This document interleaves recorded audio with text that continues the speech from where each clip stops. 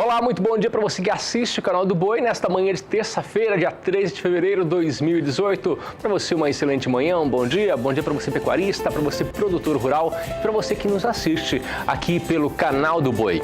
E a partir de agora já está no ar o Bom Dia Produtor com tudo o que acontece na pecuária e também na agricultura. Os principais assuntos do agronegócio você confere a partir de agora. Confira os destaques da edição de hoje.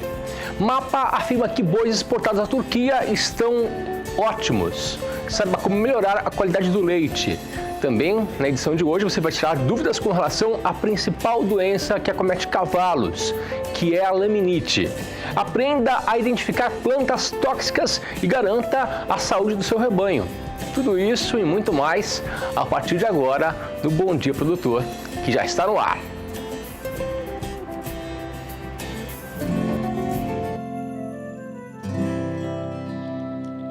Acorda que o galo já cantou e o sol já vem fazer brotar mais um novo dia.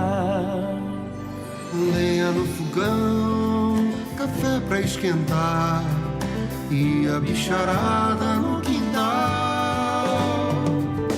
Horta pra molhar, tira leite no curral, arreia o cavalo, tem gado pra campear.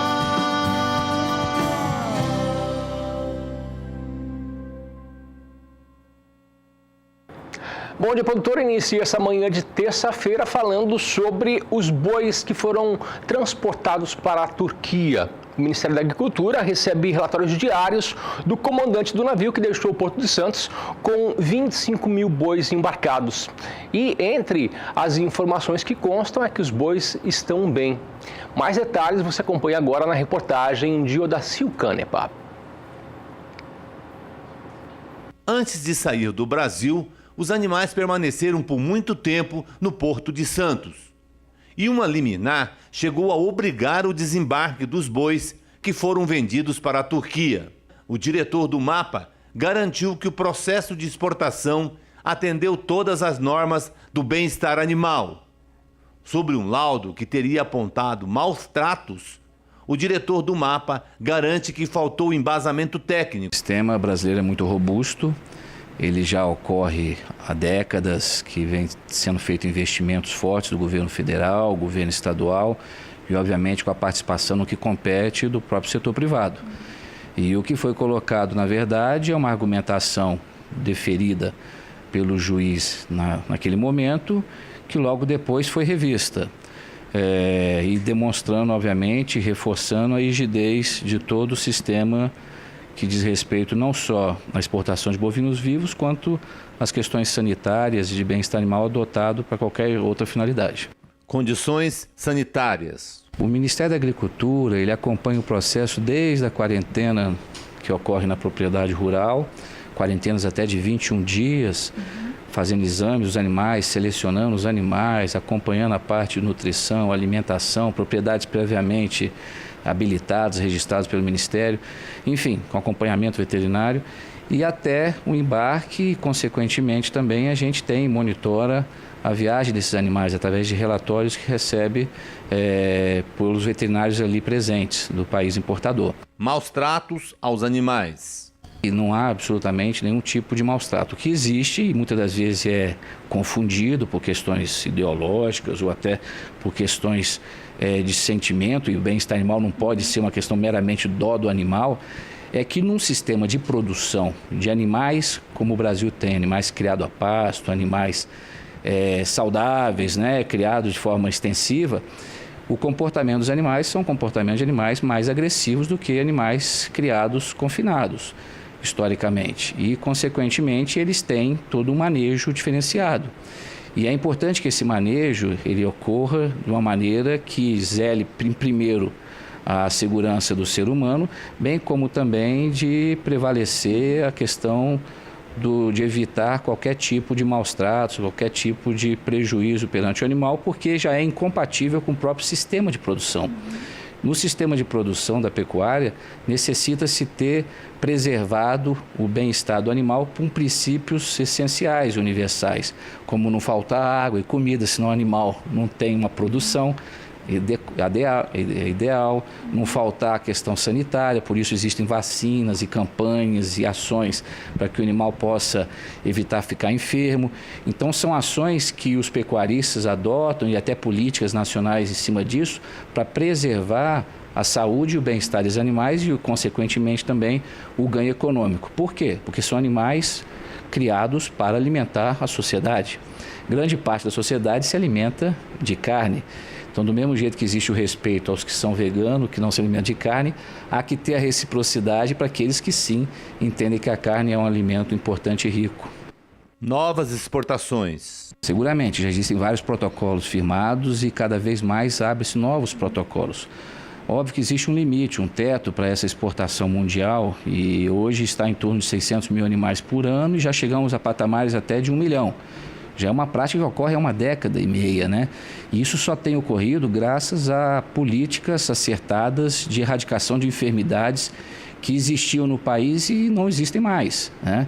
E permite assim e credencia o país a alcançar mercados inalcançáveis e dessa maneira agregar valor ao produtor rural, de ofertar os seus animais que seriam abatidos no Brasil para o consumo de carne e até muitas vezes até mediante abate halal também, porque temos uma população muçulmana na ordem de 1,5 milhão de pessoas no Brasil, fora o que exportamos também mediante esse tipo de abate, mas ao invés de abater aqui, abater em outros países que necessitam dos animais para as finalidades de alimentação humana e até alimentação animal também, de pet, enfim, de outras espécies que também necessitam de proteína animal. Procedimentos do MAPA.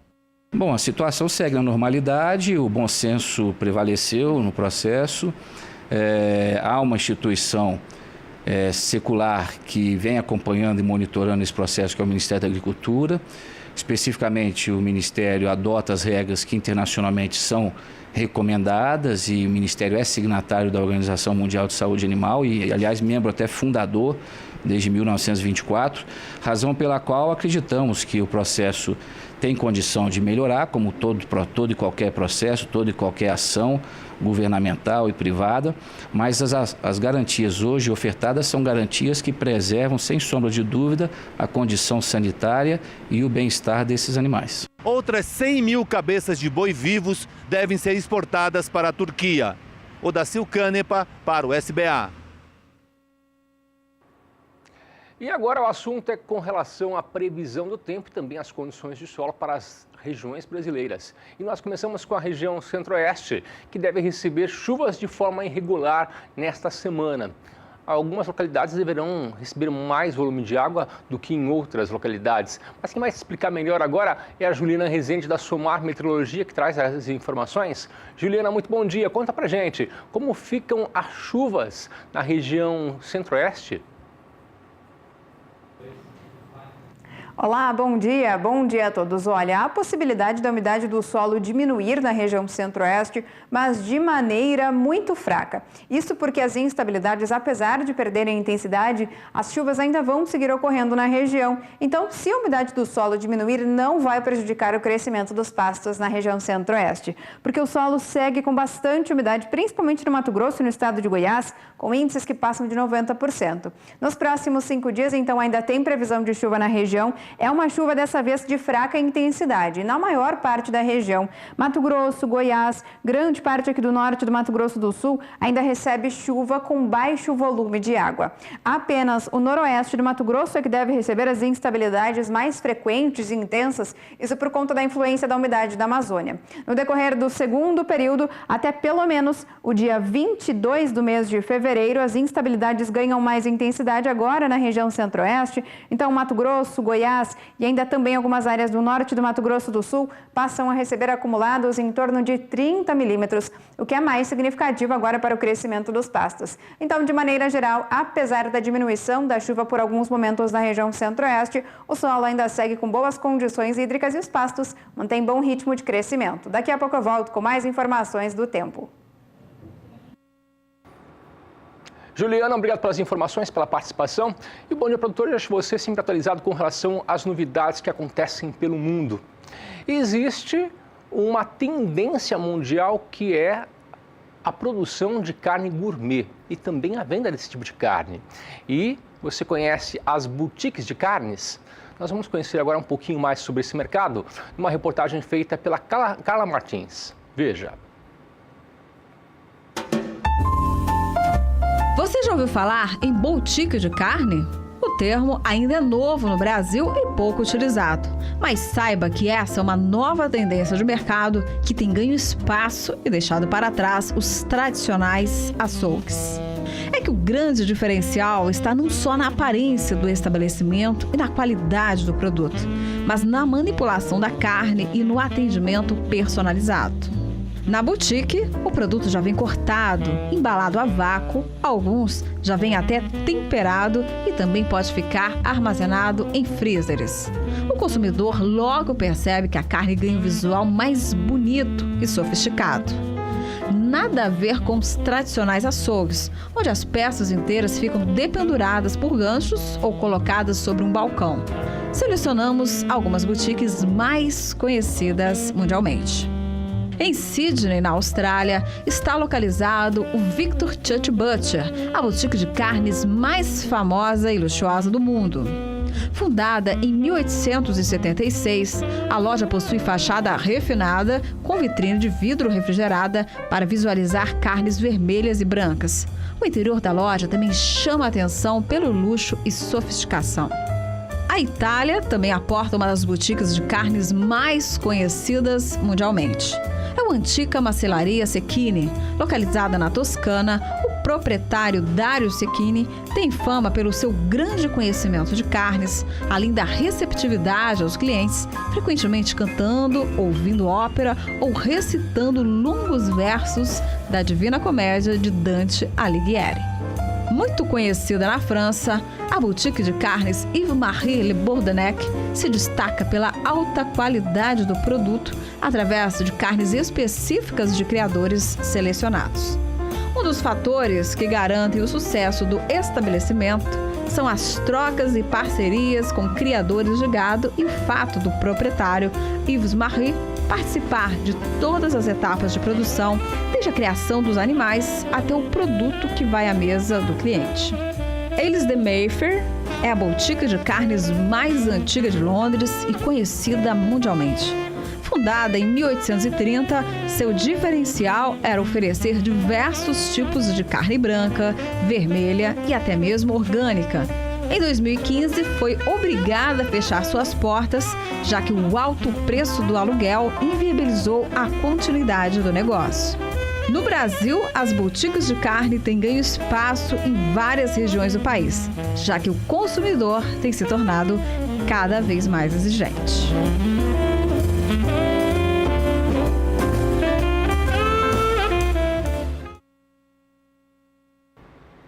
E agora nós vamos até Bataguaçu, interior de Mato Grosso do Sul, conhecer o trabalho da Fazenda Segredo. A fazenda recebe o apoio técnico e também alimenta seus animais com os produtos da empresa Cargill.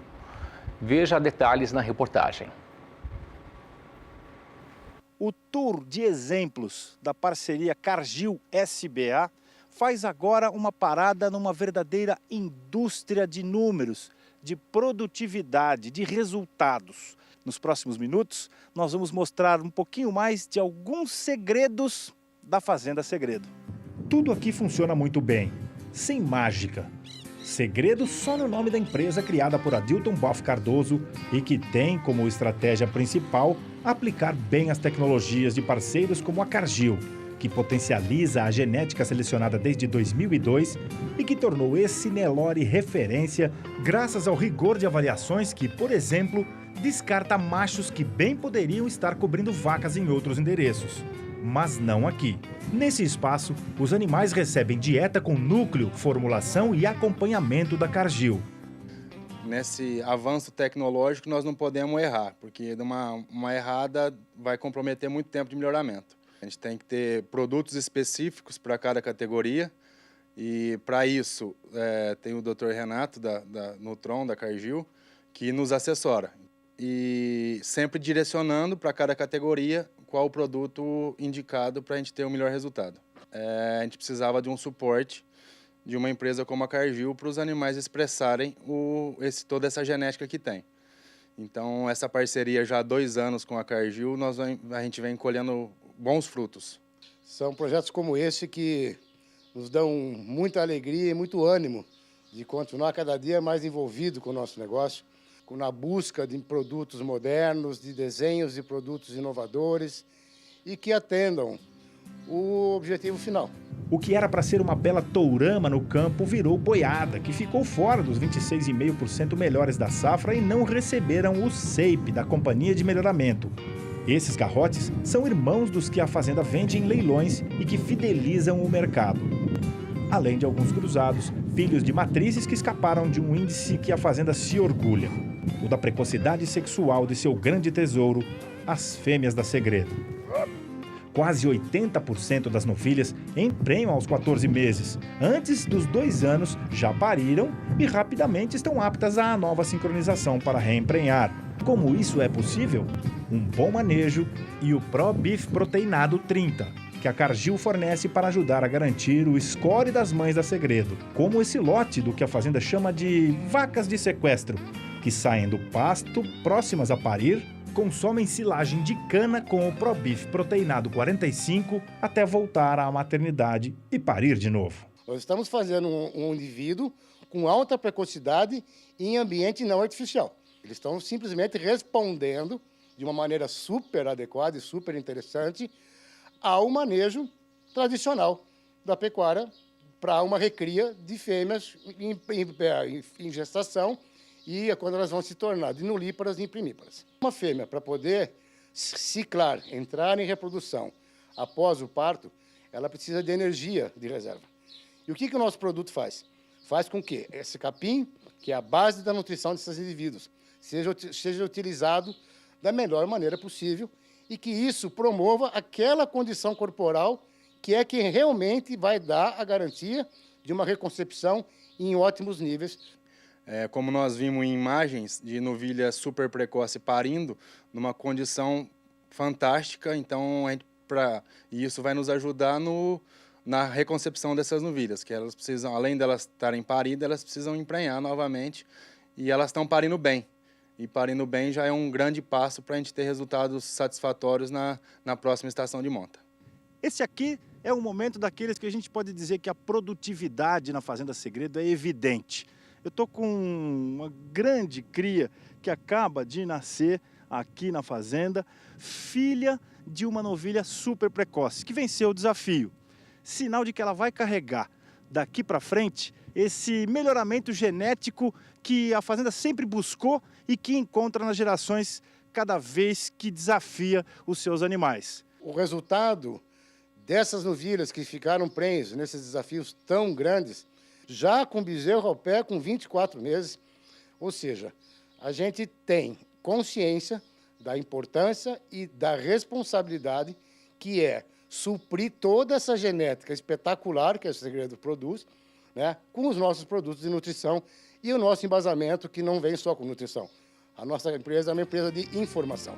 Graças a essa tecnologia e esse nível de confiança na prestação de serviço, a Segredo mantém o seu time de matrizes sempre parindo bem, como quer a própria Cargill. No estágio que a Segredo se encontra hoje, a nossa atenção tem que ser redobrada pelo nível de exigência e pelos níveis de resultados que a gente vem obtendo. Que o difícil não é evoluir, dependendo de onde você chega, é você manter e, em hipótese nenhuma, regredir. Confiança foi adquirida, né, ao longo dos anos e cada vez mais aumentando.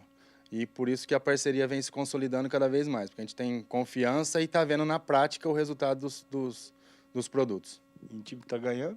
Não pode mexer. Daniel de Paula, para o SBA.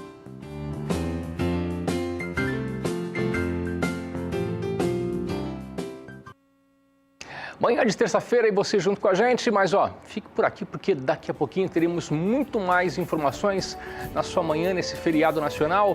Voltamos daqui a 2 minutos com informação de pecuária leiteira e também vamos falar sobre os principais eventos com transmissão aqui pela rede SBA. Fique por aqui.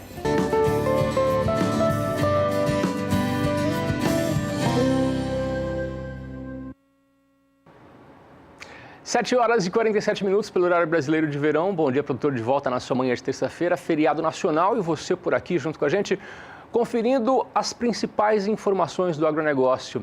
E agora nós vamos conversar com um grande produtor rural, é o Geraldo Paiva. Ele concedeu uma entrevista para Adriano Dival e falou sobre a raça montana, falou sobre a adaptabilidade e a precocidade desse animal.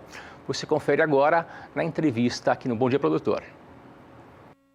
No final do mês de agosto, o Brasil todo vai acompanhar e fazer os seus investimentos em reprodutores da raça montana. O Brasil já conhece essa raça, quem compra uma vez volta a comprar, por isso o alto índice de recompra. Mas eu vou conversar com ele, que é criador de montana e tudo que faz, faz com excelência.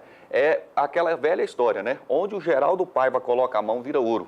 Geraldo Paiva da Fazenda Calidá aqui em nossa sala de entrevistas. Geraldo, é uma satisfação tê-lo conosco para falar de uma raça que o Brasil todo absorveu e quem não conhece e faz o investimento, volta a comprar. É bem como eu disse, né? Seja bem-vindo. É verdade. A raça montana é uma raça com os objetivos de você ter um animal taurino, com as mesmas adaptabilidades do animal zebuíno, ou seja, é um europeu para trabalhar no Brasil nas mesmas condições que o Nelore trabalha. Então, nós estamos nessa busca, já é um programa de praticamente 20 anos de processo de seleção. O Montana é um animal criado, não foi melhorado, ele já tinha um objetivo, que era o animal vermelho. Já começou bom, já começou selecionado. Já começou com uma definição, com objetivo. Então, muita gente tem seu criatório, trabalha, mas as pessoas têm poucos objetivos. O Montana tinha um objetivo, ou seja, era um animal com as características de carne de um animal taurino, europeu, com as características europeias, mas principalmente com a rusticidade do Nelore, do taurino, do zebuíno, desculpe. Então, mas o que mais importante, isso vem evoluindo e o programa de melhoramento genético nos permite saber e pensar os melhores animais. Então, nós estamos evoluindo um programa de melhoramento genético coordenado por técnicos da USP de Pirassununga, estão nos assessorando há 20 e tantos anos e tem provado que nós temos feito ganhos genéticos a cada ano, produzindo cada vez mais animais com essa consistência. O Montana já é uma raça que há algum tempo já está fazendo seleção para precocidade sexual, onde as primeiras fêmeas buscamos a primeira produção de bezerro aos 2 anos de idade. E também preocupado com o acabamento de gordura, que é uma exigência dos frigoríficos, e de uma qualidade de carne superior. Nós também já fazemos, todos os criadores estão fazendo ultrassonografia de carcaça. Mas nós não estamos acomodados, nós estamos inventando coisa nova, nós estamos nos preparando para evoluir. Estamos entrando, já fornecemos alguns dados para um projeto Genoma, ao mesmo tempo que estamos fazendo já a análise de precocidade sexual em macho, a partir dos 10 meses de idade. E conversão alimentar. As próximas gerações do Montana vai vir com esse pacote tecnológico bastante interessante. Quando você fala do Montana e apresenta todo esse pacote tecnológico, e é interessante a sua fala, porque isso não é falácia, é prova. A gente sabe disso porque os animais foram criados para isso. Agora, o maior desafio quando se fala de taurino e quando se fala de cruzamento taurino com zebu, o maior desafio é a heterose. E o Montana, por ter sido criado, e hoje nós temos aí mais de 50 raças na composição do Montana, essa heterose, ela é o que, de repente, no Montana, um dos diferenciais mais importantes, porque acaba continuando por mais tempo? A heterose permite você fazer o cruzamento continuado. Por exemplo, numa raça sintética ou numa raça europeia que você cruze com o Nelore, você tem um primeiro choque que é maravilhoso. O F1 é um show. A partir do momento que você volta a alguma dessas raças, você começa a perder heterose. O frigorífico vai perdendo. Ou se você utilizar, não quero usar essa raça, usa um híbrido, né, composto dessa do você continua perdendo. Como o Montana é composto de várias raças, pelo menos 8, é muito pequeno o que você perde de heterose, ou seja, você continua ganhando. É muito difícil que a composição racial de um touro seja igual a do outro, mas se ele tem avaliação genética, eles podem ser comparados independente da sua composição sanguínea. Além da heterose, então, você ainda tem essa flexibilidade de colocar 2, 3 touros na sua propriedade e a consanguinidade é 0. É praticamente 0. Se olhar que não forem dos mesmos pais, é praticamente 0. No Montana tem touro que tem composição de quase 16 raças. Isso, a composição não é importante. O importante é o seguinte, a qualidade da avaliação genética. É o que eu digo, seja no Nelore, seja em outra raça. Se você tem um touro top 01 avaliado por um programa, e esse mesmo programa, e esse touro está no Rio Grande do Sul ou no Amapá, se ele está no mesmo programa, eles se equivalem. Entendi. Então, é importante o seguinte, independente da composição racial do indivíduo montana, o que vale, o importante mesmo é o potencial que ele pode transmitir para os seus bezerros, é a genética que ele pode passar. E é isso que nós temos que sempre pensar, buscando nas avaliações genéticas. E às vezes pode até não ser o maior, você tem que usar para o que você quer. Às vezes um touro que pode não ser o top 1, o líder, mas ele pode ter uma característica genética que te interessa mais do que do líder. Entendi. Então você tem que pensar o touro de acordo com os seus objetivos. É muito importante isso. O Montana tem um objetivo.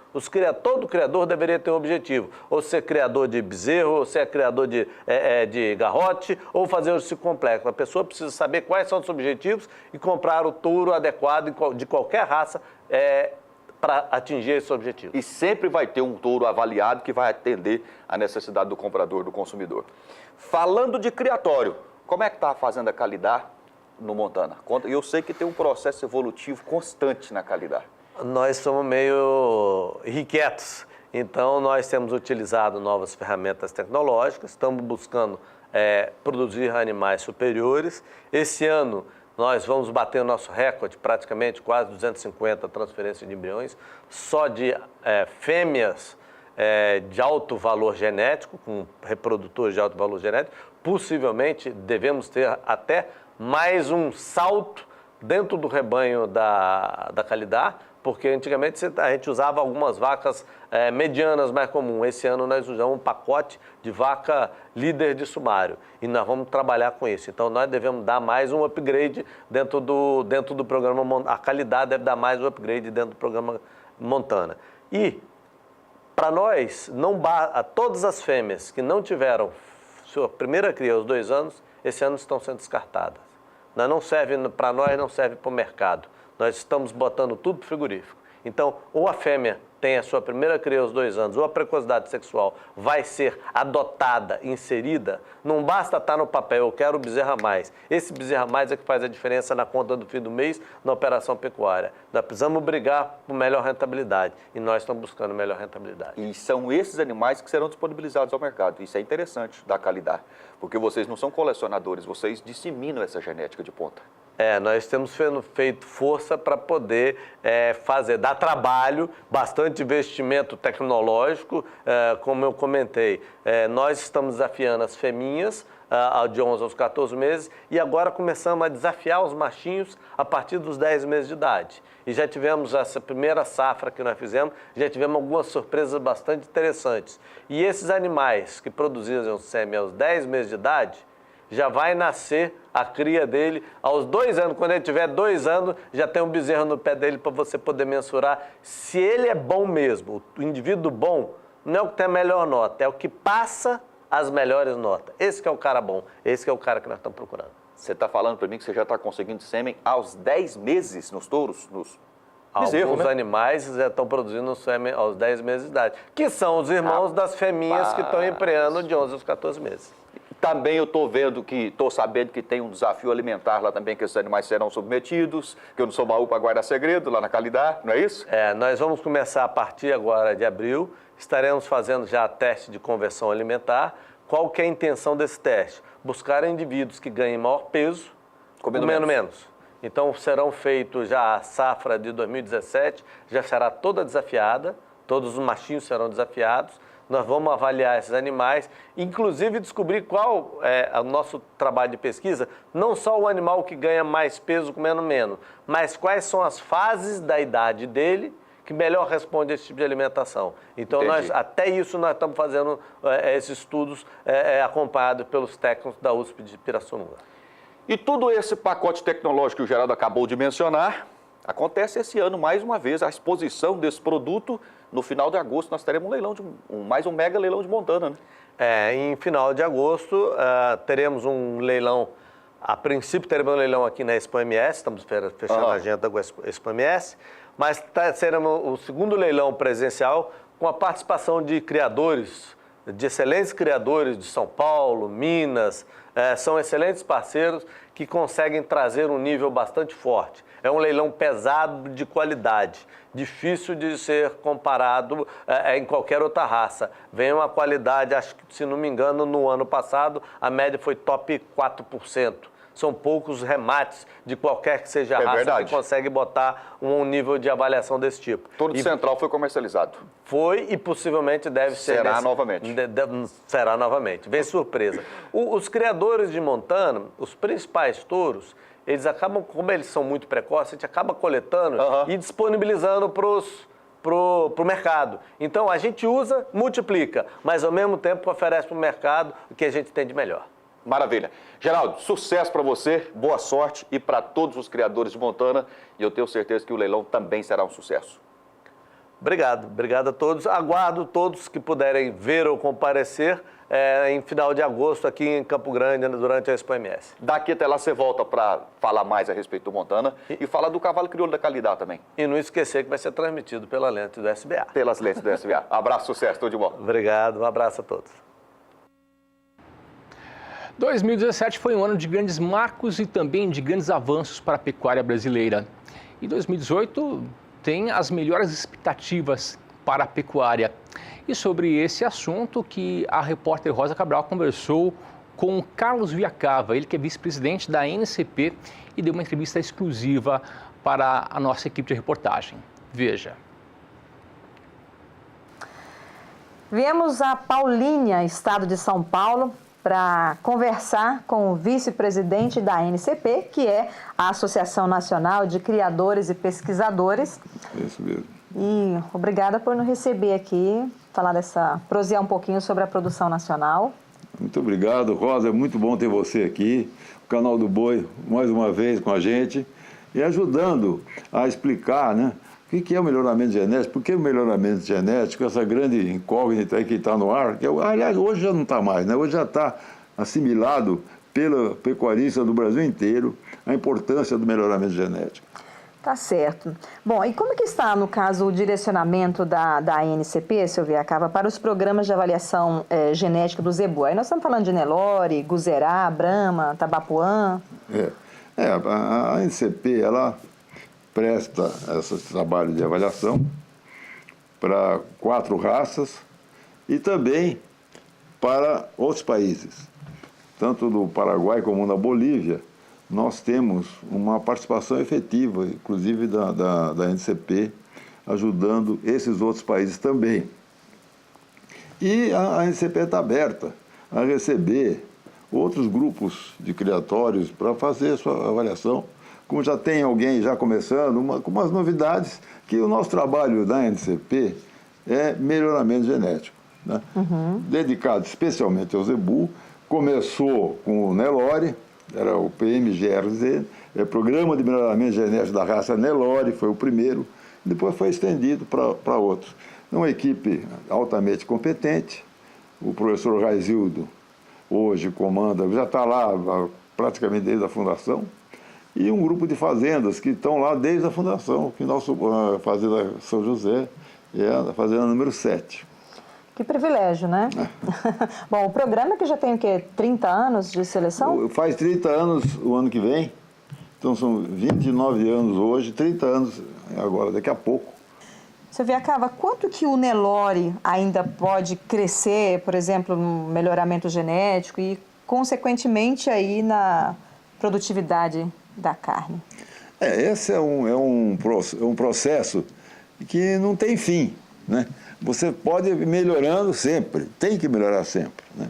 E o melhoramento genético, ele sofreu um processo muito forte de progresso recentemente com esse avanço da informática. Então, nós entramos firmes hoje na análise do DNA, né? Que é o genoma.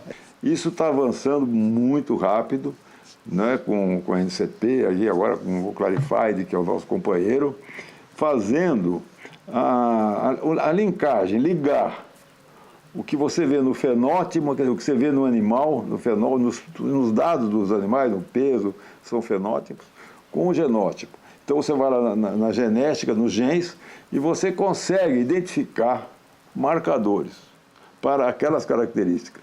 Isso é um avanço e dá um progresso violento, né? Você, por exemplo, hoje, até hoje, para você ter uma acurácia, porque a acurácia que é o grau de segurança de uma informação.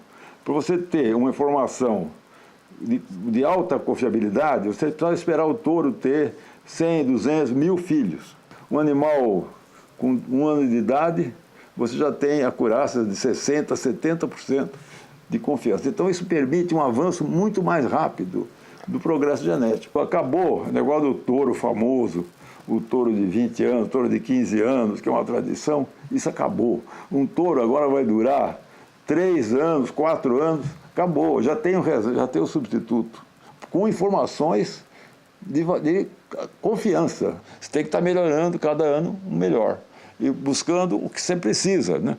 Você está procurando hoje fertilidade, precocidade, né? Está procurando qualidade da carne, marmoreio, enfim, maciez, eficiência alimentar. Animais com RG e animais com SEIP, como que o senhor enxerga o futuro da pecuária de corte?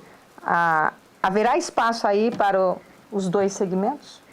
Olha, eu acho que cada vez mais, cada dia mais, o mercado demanda animais avaliados. Então, o SEIP é uma fonte de formação, de melhoramento genético, de avaliação genética, onde é um programa do Ministério da Agricultura que reconhece, dentro de cada programa de melhoramento, 20% dos animais melhores, superiores.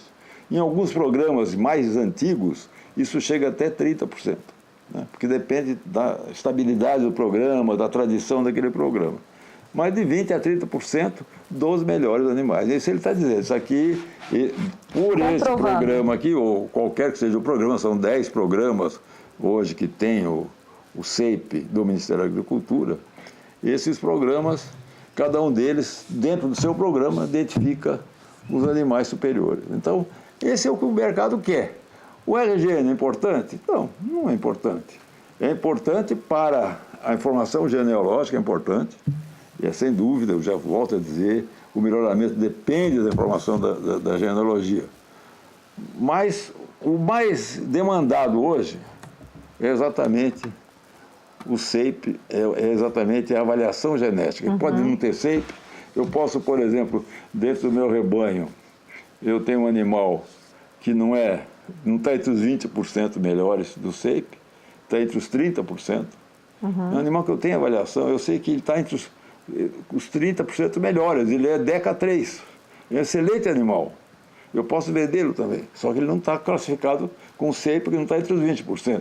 Mas eu tenho avaliação, e ele pode ser, para muitos rebanhos, importante, pode ter algumas DEPs importantes, por exemplo, uma habilidade maternal. Às vezes um animal tem excelente habilidade maternal pela DEP, mas ele não é o top para outras coisas. Então ele não tem o SEIP. Mas não perde o seu valor. Para um rebanho que precisa melhorar o leite, ele tem que usar aquela DEP, usa aquilo. Então para isso tem umas várias DEPs. Você pode escolher com uma régua de DEPs aquelas mais importantes para o seu rebanho naquele momento.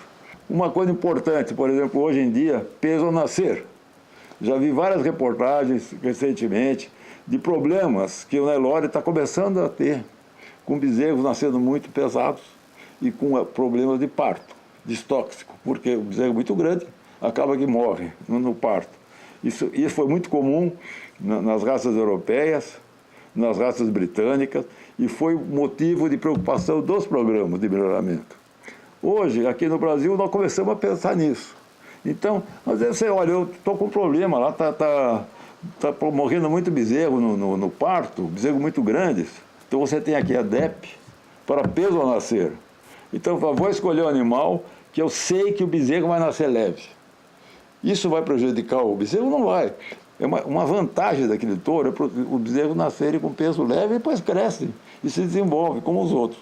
O senhor esteve vice-presidente da ABCZ, a Associação Brasileira dos Criadores de Zebu, mas assim, uma passagem bem rápida, né?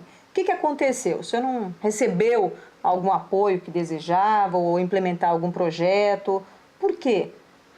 Olha, eu acho que minhas ideias foram prematuras, sabe? Para a BCZ.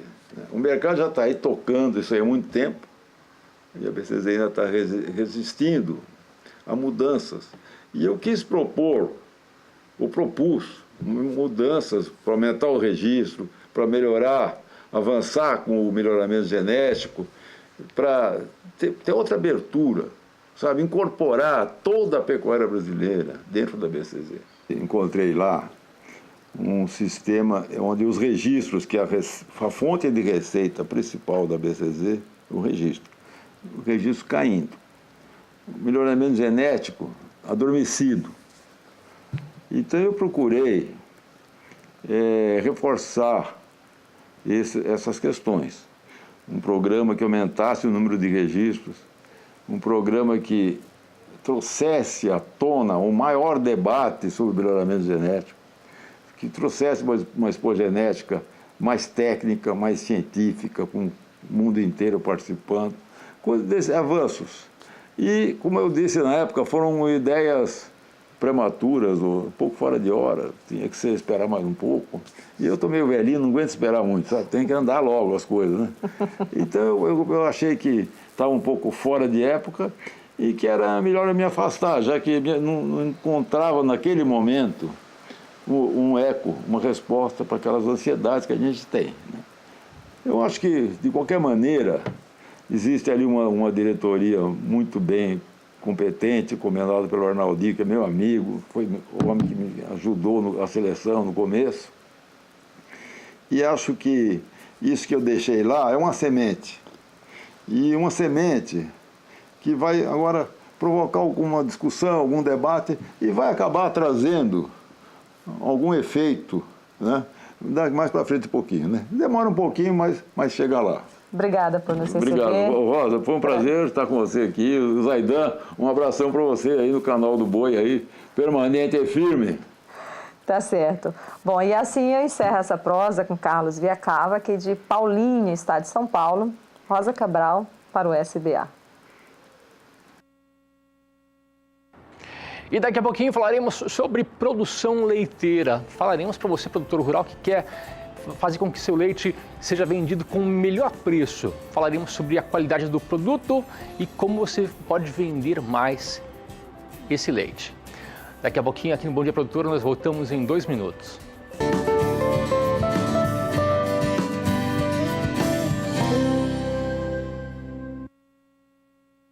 8h12 pelo horário brasileiro de verão. Bom dia, produtor, de volta na sua manhã de terça-feira. Estamos transmitindo para todo o Brasil e desde já agradeço a sua companhia, a sua audiência, você que nos assiste nesta manhã de terça-feira, feriado nacional. E agora o assunto é sobre pecuária leiteira. Qual produtor que não gostaria de vender o preço do leite melhor? Todo mundo sabe que 2017 foi um ano de grandes desafios para a pecuária leiteira. Muitos produtores venderam o leite com preços bem abaixo de mercado. Mas é sobre esse assunto que nós conversamos com um especialista em silagem em 2017. Amarildo nos contou que a silagem de qualidade favorece com que o leite seja vendido com o melhor preço. Você confere agora a retrospectiva do Bom Dia Produtor.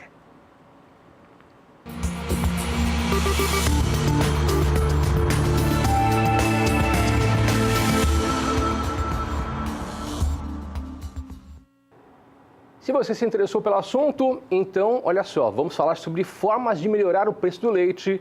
E esse é o assunto de agora que eu falo com o zootecnista Amarildo Pedro da Silva, especialista em produção sustentável de ruminantes e proprietário da Coneagro, empresa voltada para a produção de volumosos e silagens de qualidade para a produção animal. Amarildo, muito bom dia para você, é um prazer ter você junto com a gente aqui no Bom Dia Produtor. Bom dia a todos. É um prazer estar aqui conversando sobre a parte de alimentação. Amarildo, é importante falar que é indiscutível que a silagem de milho é fonte de nutriente para a alimentação do animal e também para a produção de leite. Qual que é a relação da qualidade da silagem com o preço do leite? Faz um comparativo para a gente. Isso daí está intimamente ligado, porque os fatores que influenciam na qualidade da silagem é que vão produzir esse leite depois. E isso daí, se você tem, desde a escolha de um bom híbrido, de uma boa conservação, de uma boa quantidade de nutrientes dentro da silagem, é o que vai diminuir o seu custo e que vai aumentar o seu ganho por litro de leite. Estamos passando por um momento bem crítico, bem sério com relação à produção de leite. A cada mês, os produtores de leite veem o preço do leite cair mais. E aí eles ficam pensando em formas de aumentar o valor pago pelo leite. E tem como aumentar o valor pago pelo leite, Amarildo? Infelizmente, aumentar o valor pago pelo leite não está na mão do produtor, sim de algumas políticas administrativas, Mas ele pode aumentar a qualidade do leite. Pode melhorar a qualidade do leite. E fazer com que as indústrias paguem mais por isso. Exatamente. Algumas indústrias já estão pagando mais pela qualidade do leite, basta o produtor identificar quais são essas indústrias para ele poder vender o seu produto final. Vamos falar mais sobre silagem. Fala-se também muito sobre a importância da qualidade desse volumoso e o impacto que isso pode dar no negócio, seja no custo e também no desempenho animal. Existe algum cálculo para chegar a um volume ideal de silagem de milho para aumentar a produção de leite? A qualidade? Sim, esse cálculo é feito em cima de alguns parâmetros da qualidade da silagem, que são feitos em cima de matéria seca, de amido, do processamento, do NDT da silagem e também da digestibilidade desse NDT, que são os nutrientes que o animal realmente vai absorver, vai transformar em matéria-prima, que é o leite. Então são fatores que o produtor deve ficar atento. Muito atento, muito atento. E para que ele chegue até esse resultado, para que ele chegue até esse fator de se a silagem é de boa qualidade ou não, ele tem que fazer algum exame? Existe o exame bromatológico, por exemplo, ele pode fazer esse exame? Exatamente. Esse exame é muito simples, essa análise bromatológica que a gente chama muito simples, só que infelizmente muitos produtores deixam de fazer e usam apenas a literatura em vez de saber da qualidade que está a sua silagem. Então, se ele fez uma silagem com qualidade boa, basta fazer a análise bromatológica e depois fazer a dieta em cima daquela análise bromatológica. E a análise vai detectar o quê? A análise vai detectar a qualidade que realmente está na sua silagem em cima de matéria seca, de amido, de proteína, de energia. E isso daí é muito importante para que ocorra realmente você saber a análise da sua silagem como ela está. Vamos imaginar que o produtor rural que está nos assistindo em casa, ele tem como fundamento melhorar nesse momento a qualidade do leite e aumentar a produção. Então, o primeiro passo para que isso possa acontecer é melhorar a silagem, uma silagem de boa qualidade. O segundo passo seria fazer esse exame? Análise bromatológica. O primeiro passo é a escolha de um bom híbrido de silagem, o manejo da silagem, o corte, o ponto de corte da silagem, o tamanho de partícula, o ponto de corte da silagem e também a compactação, fechamento do silo, usando uma boa lona de qualidade, usando produtos para fermentação, como inoculantes antifúngicos dentro da silagem e também o processamento do grão.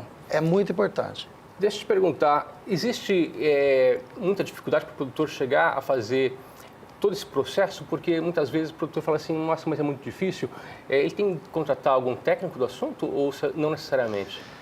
Para a silagem hoje, isso daí está muito fácil o acesso à informação e o produtor tem muita assistência técnica já até gratuita, por órgãos do governo, por empresas particulares. Mas isso daí na propriedade, ele tem que avaliar a quantidade de área que ele vai fazer, o maquinário que ele tem, a quantidade de animais que ele tem para fornecer e para poder ver o tempo que ele vai gastar fazendo essa silagem, para essa silagem estar de boa qualidade. Existe um fator que é o IQS, Índice de Qualidade da Silagem. E recentemente a Exalc Lab, né, um laboratório de pesquisas da Exalc, desenvolveu um parâmetro. Nós temos uma tela que mostra exatamente esse parâmetro e eu peço que você comente para a gente. Vamos ver aqui a tela com relação à qualidade da silagem, é o IQS. Nós temos ali, ó, o IQS e o índice.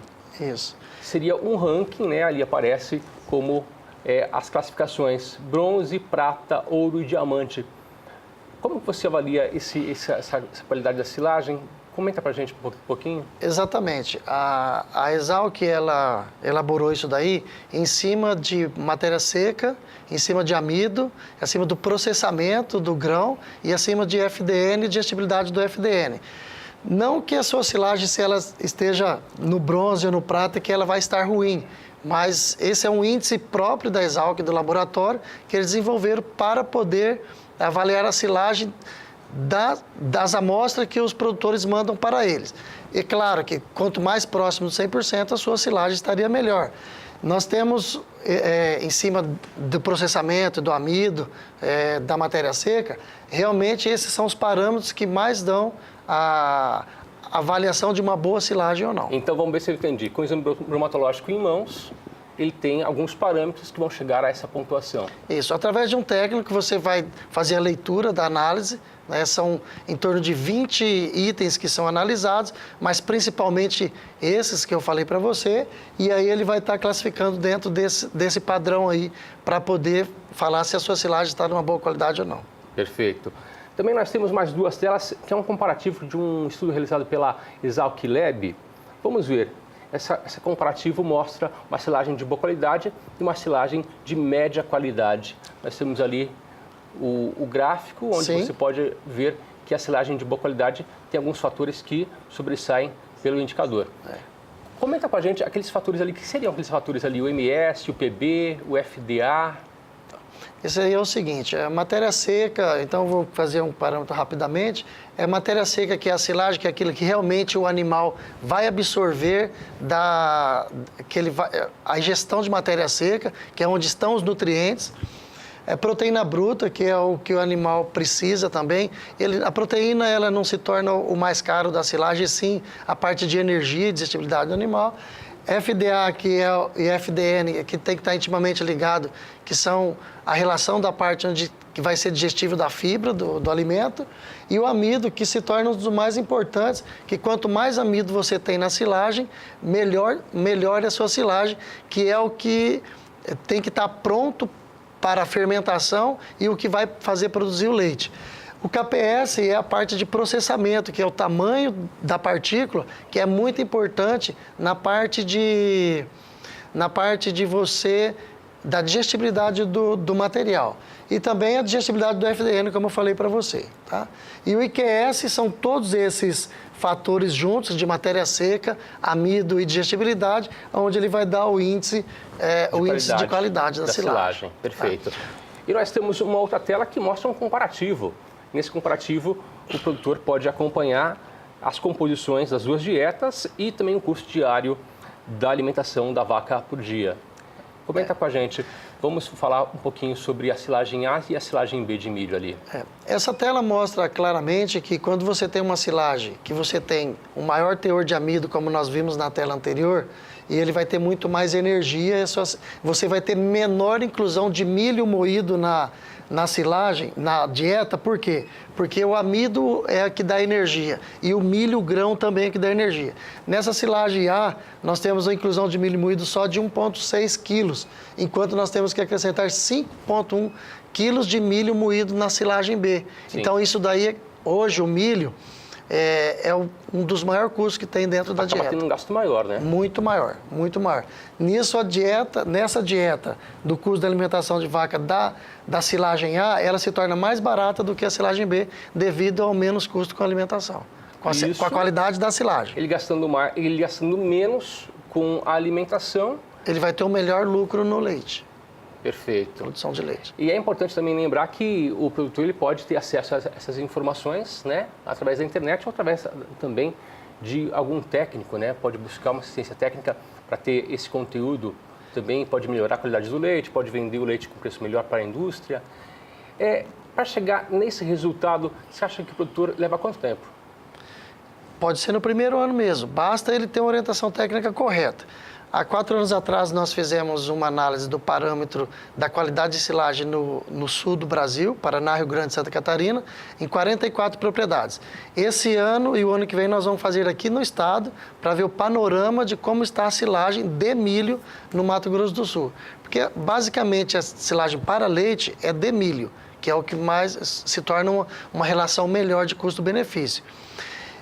O produtor ele pode, no primeiro ano, a partir de agora, o ideal é ele se organizar, né? Planejamento. Mas no primeiro ano ele já pode ter, basta ter a informação correta. Perfeito. Conversei com o marido do Pedro da Silva, um assunto muito importante, ele que é zootecnista e também ele é proprietário da Coneagro, empresa voltada para a produção de volumosos e silagem de qualidade para a produção animal. Marido, muito obrigado pela presença. Obrigado, eu que agradeço. O assunto é muito interessante, vamos voltar a falar sobre esse assunto aqui com você no Bom Dia. Com certeza.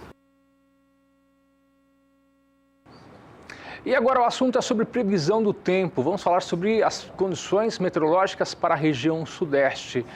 A região ao norte do sudeste deve receber menos chuva, mas vamos saber agora se essas condições serão favoráveis ou não para o pecuarista, se chegam a afetar as condições hídricas do solo. Quem traz para você agora as informações é a Juliana Rezende, da Somar Meteorologia. Juliana, como que ficam as condições de solo para a região sudeste? Os pecuaristas podem esperar que a chuva diminua de intensidade, especialmente nas áreas mais ao norte do sudeste, ao longo dos próximos períodos. Justamente a região que mais recebeu chuva ao longo dos últimos dias. Agora, os índices ainda seguem bastante elevados nessas áreas em rosa, onde passam de 90%. E nos próximos 5 dias, tem previsão de chuva mais significativa apenas aqui no sul do estado de São Paulo. Nas demais regiões do estado paulista e também da metade sul mineira até do Rio de Janeiro, a chuva ocorre, mas de maneira muito localizada. Enquanto que o tempo firme predomina no extremo norte mineiro e grande parte do Espírito Santo. Já durante a segunda semana, o cenário também vai persistir. Instabilidades ainda atuam na região sudeste. Dessa vez a chuva volta a ganhar um pouco mais de intensidade, mas fica concentrada aqui na metade sul mineira. O extremo norte de Minas Gerais ainda recebe chuvas com baixos volumes. Então, durante as próximas semanas, as instabilidades ainda atuam na região sudeste. Como o solo já segue com boas condições hídricas, a tendência ainda é de manter os pastos com bom ritmo de crescimento. Daqui a pouco eu volto com mais informações do tempo. E agora vamos falar sobre produtos que auxiliam você, homem do campo. A empresa Jeremy Pasto, ela atua no mercado de sementes para a implantação de pastagens desde 1996. E a empresa Jeremy Pasto tem uma parceria com o Canal do Boi e nós divulgamos aqui também os grandes avanços da empresa. Agora eu pergunto para você, qual é a profundidade ideal para ser plantada as sementes de forrageiras? Quem responde sobre isso é o pesquisador da Embrapa, Ademir Zimmer. Vamos conferir.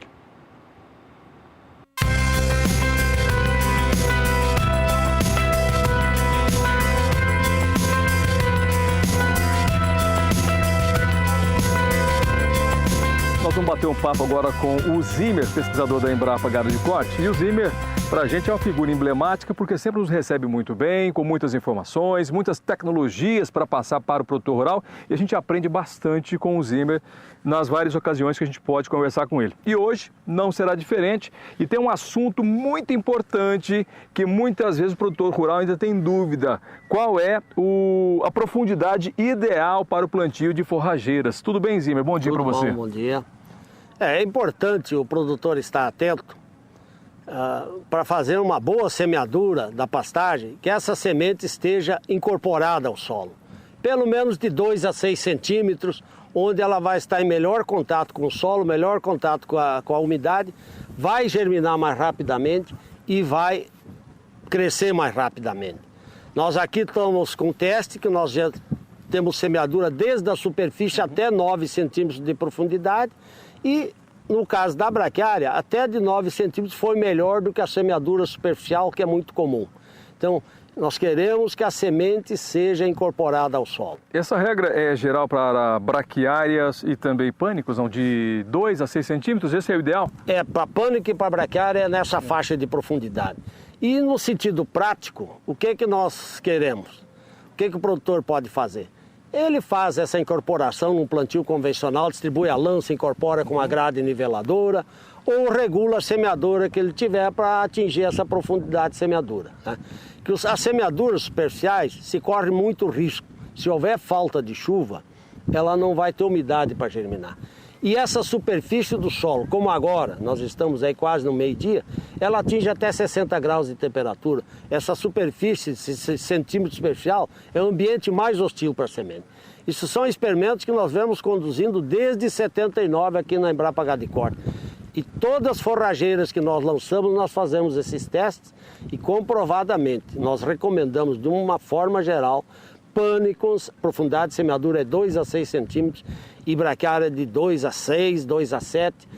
E inclusive na integração lavoura-pecuária nós podemos colocar as sementes de braquiária junto com o fertilizante que vai abaixo da semente do milho no plantio com milho. Fica para o produtor rural a indicação, a dica, né, da Embrapa Gado de Corte, em especial do pesquisador Zimmer, da profundidade correta para que a planta tenha a germinação e a formação perfeita da pastagem. Obedeceu essa regra de 2 a 6, está garantido uma boa formação, é isso? Exatamente. Na prática, nós queremos é que ela seja distribuída no perfil do solo.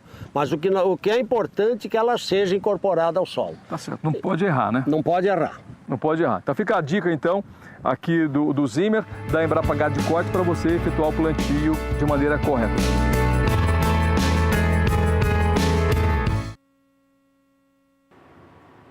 Hora de intervalo comercial, mas voltamos daqui a pouquinho para falar sobre laminite, uma doença que afeta muitos cavalos pelo Brasil.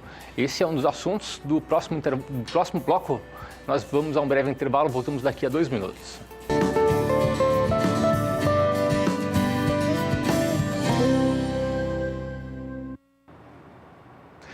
Bom dia, produtor, de volta na sua manhã de terça-feira, feriado nacional, e você junto com a gente. Então, desde já, obrigado pela audiência, pela sua companhia.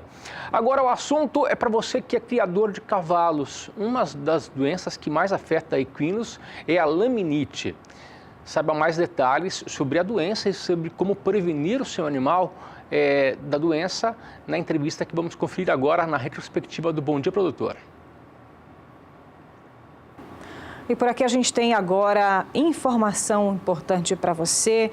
O papel aqui do Bom Dia também é te passar orientações para que você não sofra com alguns problemas, saiba identificar algumas doenças.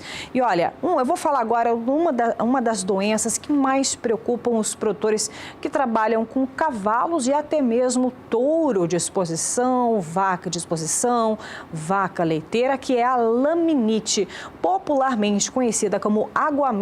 É uma doença que afeta uma patologia que atinge o sistema locomotor.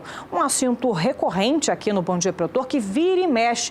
Temos recadinhos através dos nossos aplicativos de conversa, o WhatsApp, de produtores perguntando o que fazer, se tem algum remédio, e realmente não existe remédio para a laminite. E como dizia já o velho ditado, é melhor prevenir do que remediar. A laminite é assunto do Bom Dia Entrevista.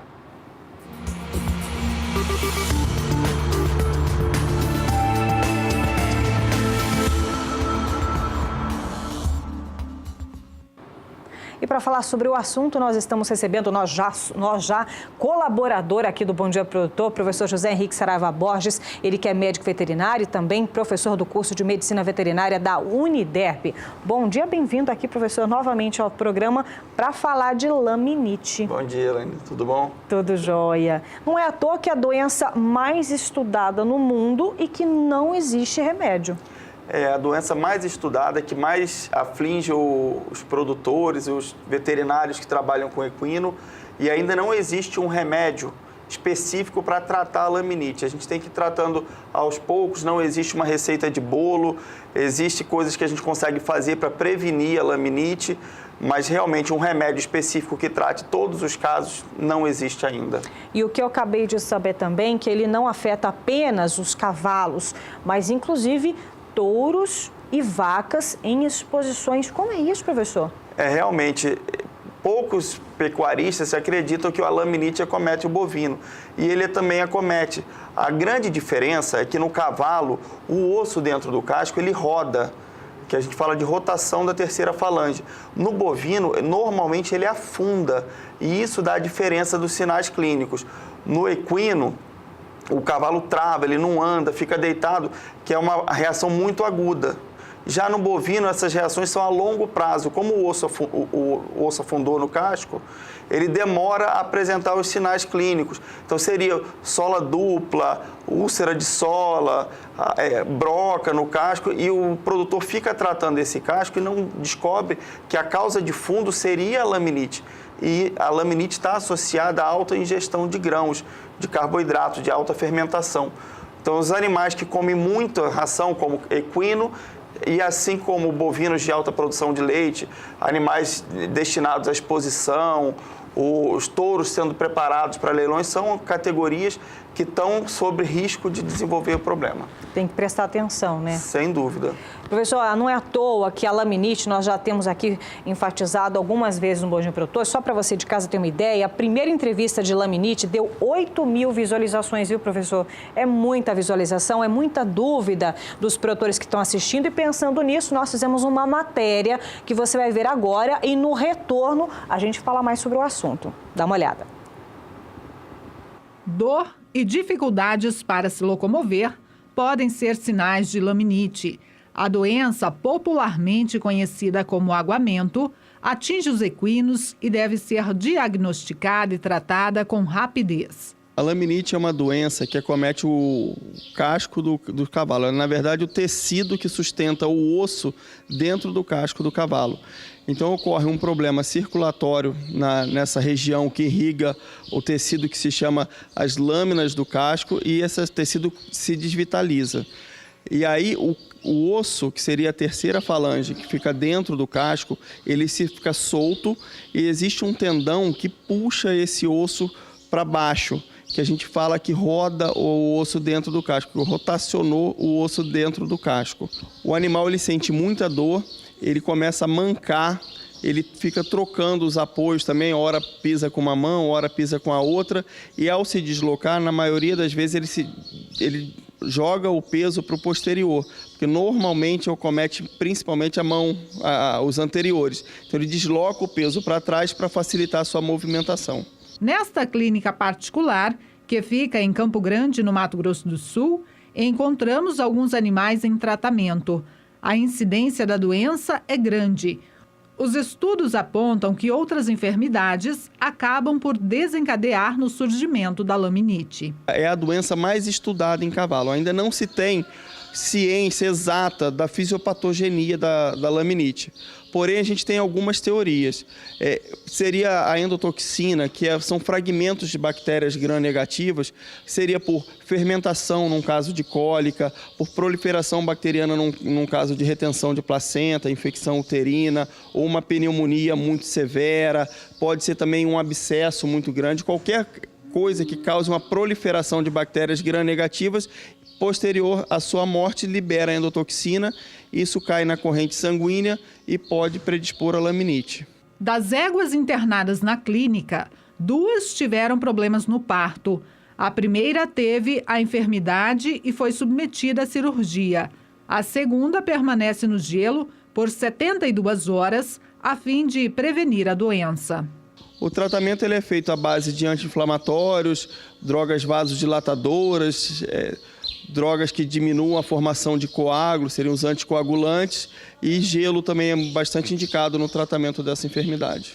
A égua com potrinho que nós operamos, ela teve um problema no parto, e uma das causas predisponentes seria a retenção de placenta. Ela teve uma infecção uterina que predispõe a laminite, desenvolveu a doença e entrou na fase crônica da laminite. Nós tivemos que operar ela, optamos pela cirurgia. A égua em questão que está prevenindo, ela teve um problema de parto hoje, veio ao hospital para a gente fazer uma terapêutica para prevenir o surgimento dessa laminite. Isso é muito importante nesses casos. Esta outra égua também teve laminite. Ainda na fase aguda, a doença foi controlada apenas com medicação. No terceiro caso, é um cavalo que começou há 2 dias a laminite, ele se encontra ainda na fase aguda, porém evoluiu muito bem, a claudicação dele melhorou bastante, a probabilidade dele não entrar na fase crônica e resolver o problema, assim como a égua pente, é muito grande. Tá aí, orientações importantes, foi feito alguns dias atrás. E como é que está a situação, então, desses 3 animais? Aquela égua que estava no gelo, prevenindo a laminite, ela não desenvolveu a laminite.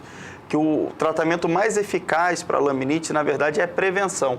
Foi o que a gente fez. Antes de ter a proliferação bacteriana, nós colocamos ela no gelo, ficou por 3 dias, 72 horas ao gelo, e ela saiu sem problema nenhum. Hoje ela já foi para casa, ficou de alta, sem nenhuma lesão no casco. Então essa estava começando o processo? Estava começando o processo.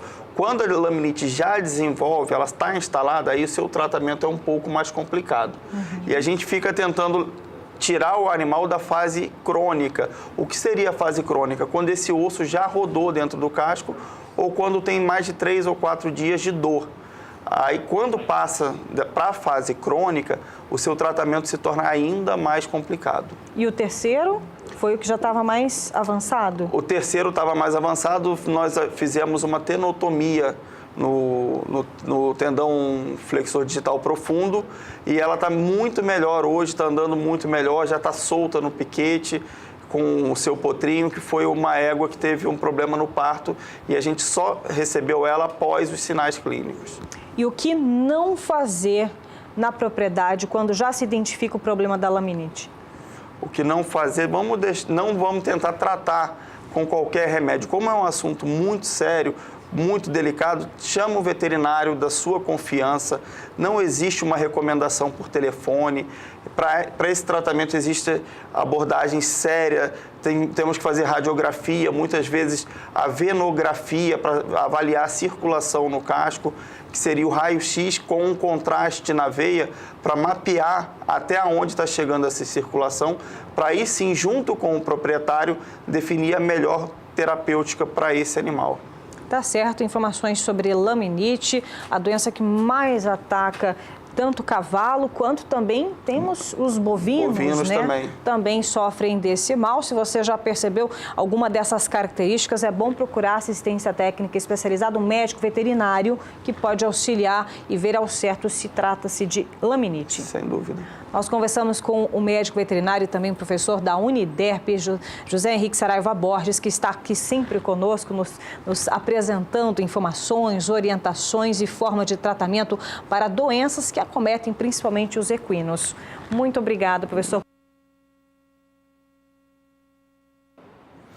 E agora o assunto é sobre previsão do tempo. As instabilidades voltam a perder intensidade na região sul do país e isso pode até comprometer as condições hídricas do solo, mas vamos saber detalhes com a Juliana Rezende, da Somar Meteorologia. Ô, Juliana, essa falta de chuva pode chegar a deixar os pastos mais secos? Conta pra gente. Isso mesmo, com o tempo seco voltando a predominar no sul do Brasil, acaba trazendo novamente preocupação para o setor da pecuária na região. A umidade do solo já vem declinando com mais intensidade, principalmente aqui nas áreas do extremo sul do Rio Grande do Sul. E nos próximos 5 dias tem predomínio de tempo firme em todo o estado gaúcho.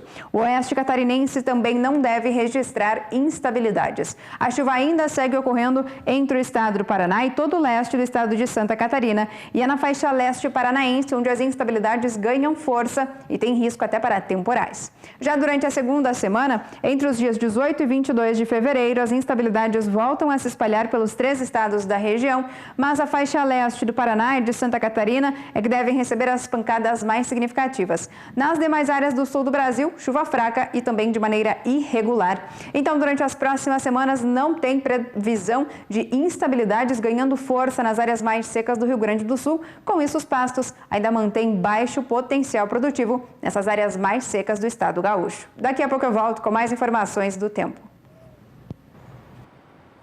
Obrigado, Juliana, pelas informações, pela participação. A Juliana volta daqui a pouquinho para falar sobre a previsão do tempo para a região norte e também para a região nordeste. Mas agora o assunto é sobre a feira Show Rural Copavel, que aconteceu recentemente no Paraná. E por lá houve o lançamento de uma nova semente, a Bravante. Veja. E a Show Rural Copavel foi palco para um lançamento mundial. Isso porque, na oportunidade, foi lançado a semente Brevante. Para falar a respeito deste assunto, eu converso agora com Douglas Ribeiro, ele que é diretor de marketing para a divisão agrícola da Dow DuPont. Douglas, é um lançamento internacional, isso acontece no Brasil, no estado do Paraná. O que muda com a Brevante, com essa nova marca de semente, que é o primeiro lançamento após o início da fusão das duas marcas? Exatamente, parte da resposta era essa. Isso começa a materializar o que nasce de resultado de uma fusão entre a Dow e a DuPont, que começou há um período atrás, que agora a gente começa a entregar as soluções ou os resultados desse trabalho de consolidar a tecnologia, de facilitar a vida do agricultor com uma oferta consolidada, estruturada. A Brevante vem para isso, ela vem para que o portfólio da Codetec, o portfólio da Dow Sementes, os produtos que estavam na Biogene, com tudo que tem de história e tecnologia dentro, que ele venha agora ser negociado, disponibilizado para o agricultor através da marca Brevante. Facilidade de decisão é importante nesse momento. O agricultor ele tá ofertado, ele precisa encontrar um sócio que ajude ele a tomar a decisão. Então isso já é resultado de por que grandes companhias se juntam para ter as mesmas bases de pesquisa e tecnologia e para vir facilitar a vida do agricultor. Isso que nos dá bastante empolgação e alegria nesse momento de poder fazer essa primeira entrega para a agricultura brasileira. E Douglas, grandes companhias se juntam, traz esse produto para o agricultor brasileiro e mais do que isso, ela acontece num cenário no qual nós estamos com Brasil, Paraguai, Argentina. O potencial dos três países é muito forte. O Brasil é o segundo maior produtor de soja do mundo, o maior exportador. A Argentina é o terceiro maior produtor exportador e o Paraguai é o que mais cresce nas exportações nas duas últimas temporadas. O que muda para esse produtor rural sul-americano, aproveitando que o Canal do Boi também passa nos países vizinhos? Exatamente. Nesse momento a gente lança a marca no Paraguai, ela é implementada na Argentina e em outros países, mas esses países de forma imediata recebem a marca. O que muda para o agricultor? Acho que a resposta prática é que ele começa a colher benefício da fusão. Essa acho que é a melhor resposta. Ele começa a colher benefício da fusão de forma imediata, porque o portfólio é consolidado, nós vamos ter que fazer a primeira pré-seleção. Quando você tem 3 e precisa tirar um, fica o melhor, né? E é isso que a gente quer, que ele fique com o melhor nesse primeiro momento, que é a unificação de portfólio.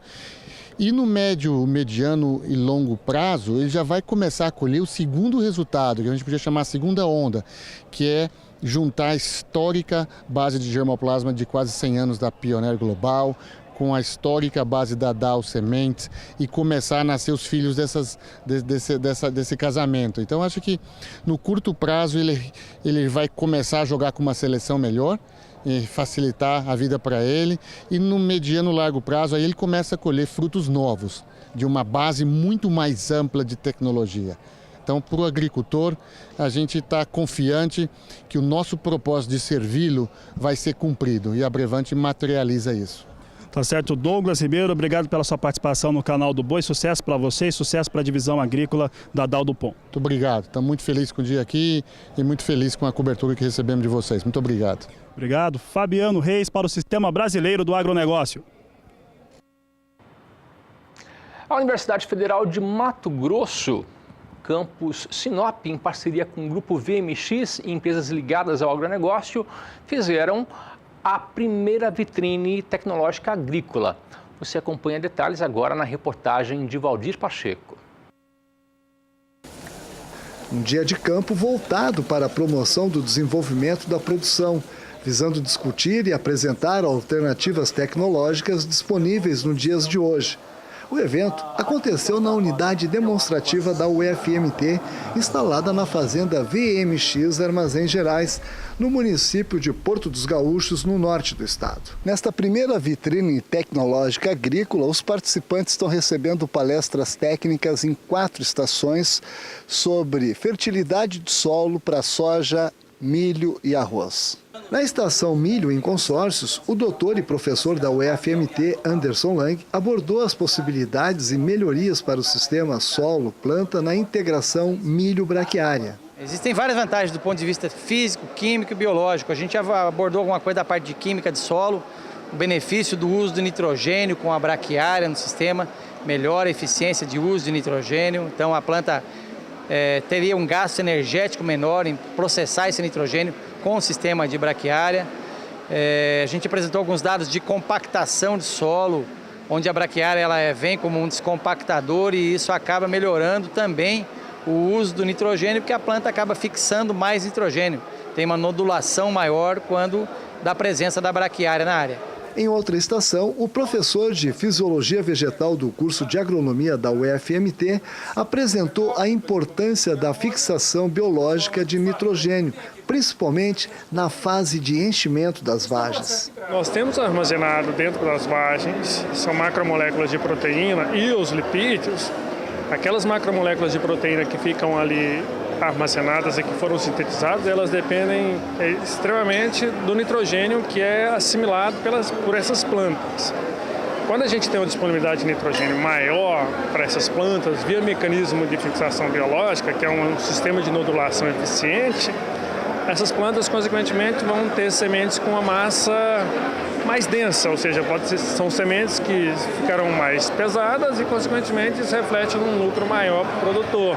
O doutor e professor Daniel Abreu, da UFMT, foi um dos coordenadores do evento. Para ele, um dia de campo como esse só é possível através de parcerias com entidades e empresas privadas ligadas ao agronegócio. A universidade ela tem um substrato técnico, científico, intelectual. E a gente precisa de bons parceiros, como a Famato, a ProSoja, Senar, a Climate. Valdir Pacheco para o SBA. Hora de intervalo comercial, mas voltamos daqui a pouquinho para falar sobre as plantas tóxicas que podem prejudicar o seu rebanho. Fique com a gente, nós voltamos daqui a 2 minutos.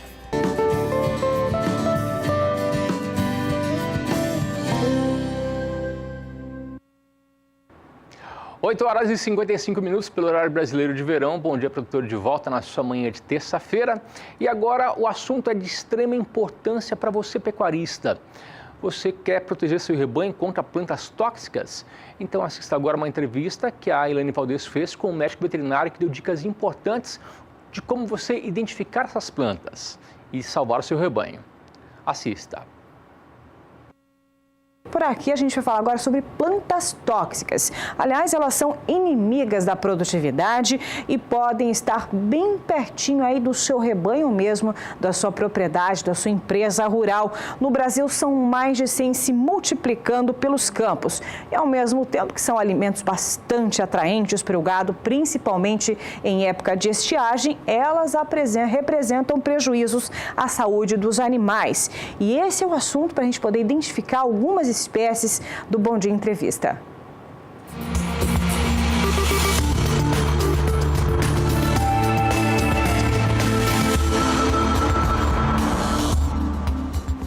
E para falar sobre o assunto, estamos recebendo aqui em nossos estúdios o doutor também do programa de mestrado em produção de gestão agropecuária da Uniderp, professor Marcos Barbosa, que também é médico veterinário e toxicologista. Muito bem-vindo aqui, professor, ao nosso programa, para que a gente possa passar mais orientações. Nós fizemos uma entrevista dessa, se eu não me engano, foi em junho, julho, com outras espécies, mas como a gente acabou de dizer, são mais de 100 se multiplicando nos campos. Bom dia. Bom dia, tudo bem? Bom Tudo dia, pessoal. Jóia.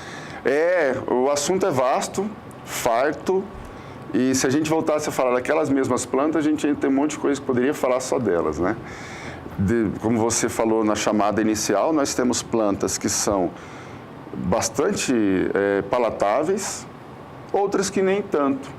Mas a condição da intoxicação ocorre, às vezes, por ela estar misturada no meio da pastagem. No meio da pastagem. Pode o animal não se interessar por ela, mas como ele tem um hábito de consumo, de abarcar um bocado, pode vir folha, pode vir semente, pode vir folha seca. E aí vem a planta tóxica também nesse sentido. Exatamente. E como reconhecer uma planta tóxica na propriedade em que o pecuarista ou os funcionários do campo que trabalham então nessa propriedade, o que eles devem observar, professor Marcos?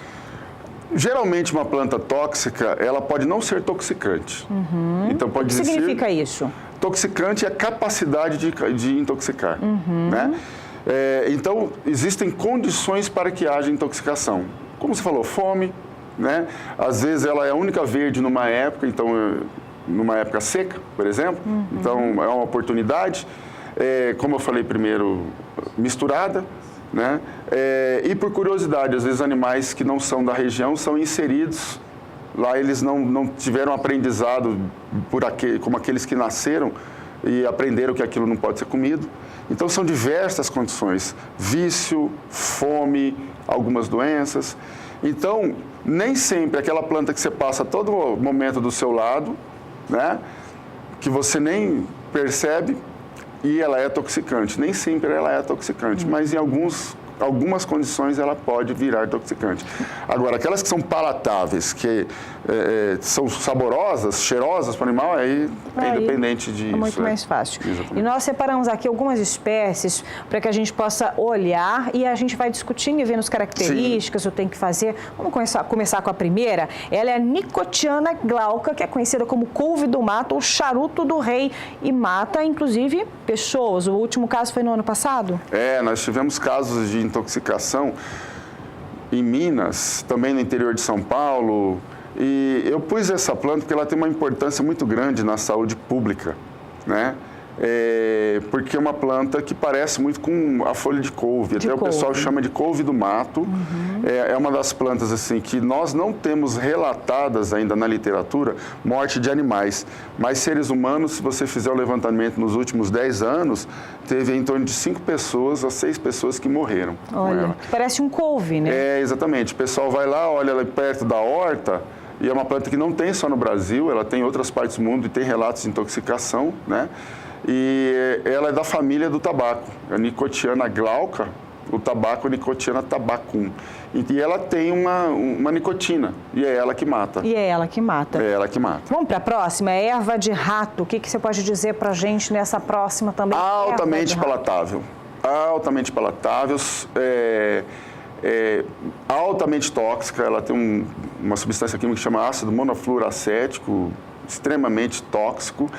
E ela dá só dentro de matas. É essa aí, né? Essa é a inflorescência dela. Ela é bem bonitinha. Linda. Ela é bem bonitinha, colorida. mais ordinária. Bonitinha, mais ordinária, verdade. Essa planta é o seguinte, ela dá dentro das matas. Dentro de matas. Ela gosta de umidade, sombra e solo fértil. Então, acontece a intoxicação quando o animal adentra as matas ou nas bordas das matas, mesmo que a mata esteja cercada, e ela está vicejando, o boi vai lá com uma voracidade e come toda ela. Não precisa comer muito para morrer, e é uma das plantas mais importantes no Brasil de morte súbita, comeu, morreu. É mesmo? Comeu, morreu? Comeu, morreu. No Mato Grosso do Sul, já identifiquei elas em algumas matas, mas não temos relato de morte. Como não tem grande quantidade, pode ter acontecido mortes e não se observou, não se correlacionou com ela. Mas não é tão importante como nós temos no norte do Brasil, que tem mortes quase diárias lá em rebanhos. Região norte, então, que está sintonizado, tem que tomar mais cuidado, é isso? De norte do Brasil mesmo, Brasil. né? Como aqui a abrangência do programa é nacional, essa é uma planta extremamente importante na Amazônia, de Rondônia para cima, nessa região norte do Mato Grosso. E a gente tem muita audiência, viu? Você que está aqui, está vendo essa entrevista, prestar muita atenção, então, nessa que é a erva de rato, que é bem bonita. Cafezinho também, ela é da família do café. A família do café. Ela é das rubiáceas, a folha até lembra uma folha de café, mas a gente só consegue identificar bem quando ela está com flor. Porque quando você entra no mato, não tem flor, é passa tudo batido. igual. E olha, vamos falar agora sobre o caruru de espinho. O que você pode dizer para a gente dessa nova, essa outra planta que a gente está vendo já no televisor? O caruru é uma planta invasora, né, como erva daninha, e ela é uma planta que causa lesão em rim. Em rim? Em rim. O grande problema, quando você descobre que o rim está atacado, já é tarde. Puxa. O fígado até tem um retrocesso. Só que é uma característica, para o animal se intoxicar com ela, ele tem que consumir somente ela durante 3, 4 meses. Então, quando há uma infestação muito alta, ou aquela situação em que as pessoas cortam o caruru e jogam para o porco, por exemplo, Aí o animal vai perdendo eficiência, vai emagrecendo, de repente morre, você não sabe o que é. Quando chega o veterinário, faz uma necropsia e encontra a lesão nos rins. Então, assim como a Dimorphandra mollis, que é a faveira que a gente falou da outra vez, é uma das plantas que causa lesão em rins, mas precisa ser comida somente ela, a planta toda, durante meses. Que é um pouco mais difícil, É mais difícil. Né? Acontece em situações de infestação extremamente grande, solos muito contaminados, solos não, né? Pastagens muito contaminadas que o animal não consegue separar muito. Então, não é corrente a intoxicação, às vezes é negligenciada também, porque como não é comeu, morreu, a pessoa não associa. É verdade. Vamos para a próxima. Você vai observar agora a próxima planta. Pteridra equilinum. O que é? Samambaia do campo. Samambaia do campo, que é linda, né? Ela é uma samambaia, ela não dá em beira de córrego, como as samambaias normais. Ela dá lá, viceja embaixo do sol. Geralmente, essa não é, tá? Essa daí a vaca está comendo, isso aí é uma foto lá do sul. É outra. Essa daí, ó, ela é uma samambaia que chega da altura da gente. É mesmo? E os animais comem isso aí, o brotinho, que você está vendo agora. É o brotinho. Porque essa, quando ela está a folha assim, é dura. Ela não é uma planta palatável, mas o brotinho é extremamente palatável. E a gente chama, na intoxicação, como plantas... É uma planta que tem uma intoxicação radiomimética. O tipo de intoxicação parece uma de radiação. Olha só. De raio-x, raio gama. E qual localidade aqui do Brasil que costuma ter mais ou em toda a abrangência nacional? Mundo inteiro. Mundo inteiro. Principalmente solos fracos, ácidos, solos que já são muito degradados, aí ela nasce numa facilidade muito grande. Só que essa daí não é, tá? Não vamos... Essa é outra coisa, essa é outra, outro tipo. Ela... Agora essa aí... Isso, esse animal já está, até caso de intoxicação. Olha lá, aí tem secas, tem novas, tem brotinhos. O que ela causa no animal? Ela causa 3 tipos de intoxicação. A aguda, que o animal come 10 gramas por quilo durante 3, 4 meses, só ela causa um negócio que chama... dá um ressecamento nas ventas e sangramento do nariz. Depois, durante um ano, mais de um ano, ele consumindo essa mesma quantidade, um pouco disso, da chamada hematura enzótica, o animal urina sangue. Urina sangue? Porque ele acaba dando uns pólipos, uns crescimentos, parecendo umas verrugas na bexiga, no intestino. E se o animal é como uma vaca de leite, a vaca de leite ela é mais longeva na propriedade, ou até vaca de produção, depois de 4 anos sempre comendo a planta, ela acaba tendo um carcinoma, um câncer de base de língua. Puxa vida, é bem extenso. Vamos para a próxima? Vamos dar uma olhadinha na próxima, que a gente está aqui separando para você, para que a gente possa ver. Grande uva ou periquiteira. Periquiteira, pau-pólvora, chamada de trema micantra. O que ela causa? Micanta, ela é hepatotóxica. Isso. O que significa? Ela dá uma lesão no fígado. Dá lesão tanto... Tem trabalhos mostrando que aconteceu em mula, cavalo, também em boi, em cabritos, em ovelhas, em todos os animais. Então, ela lesiona o fígado do animal, vai perdendo produção, dependendo da quantidade que ele comeu, ele pode morrer em uma semana. Olha, isso é rápido, né? É rápida e, assim, é uma planta muito comum no nosso estado. Muito comum. Acontece as intoxicações no caso que a planta cai, porque ela não, com a ventania ela pode cair, aí os animais têm acesso às folhas. Quando a folha está alta, assim, o animal acaba não pegando, a não ser quando o pasto está baixo. Mas também, às vezes, não é associado. As pessoas acham que o animal está com uma verminose e não associa que é a intoxicação. Então, os relatos da intoxicação são poucos. Acontece muitas vezes em ambientes controlados que a planta caiu e a partir daquele momento começou a morrer animal. Vamos acelerar, senão a gente não consegue mostrar tudo. A gente vai mostrar algumas plantas ornamentais também que são, às vezes acontece bastante perto de casa, como essa, por exemplo, que eu tenho em casa também. Comigo ninguém pode. Comigo ninguém pode. Dieffenbachia picta. É assim, a gente vive num mundo tóxico. Eu falo para meus alunos, tudo é tóxico. Depende da dose. Você não sai por aí arrancando folhinha e comendo, a não ser que você esteja na horta. Essa planta acontece acidentes com crianças e animais também. Ela é riquíssima em liberadores de histamina e tem oxalato de cálcio, que são como carpichinhos microscópicos que machucam os tecidos. Olha. Aí ela vai dar uma reação alérgica bastante grande, igual uma picada de abelha, que pode levar até o fechamento da glote.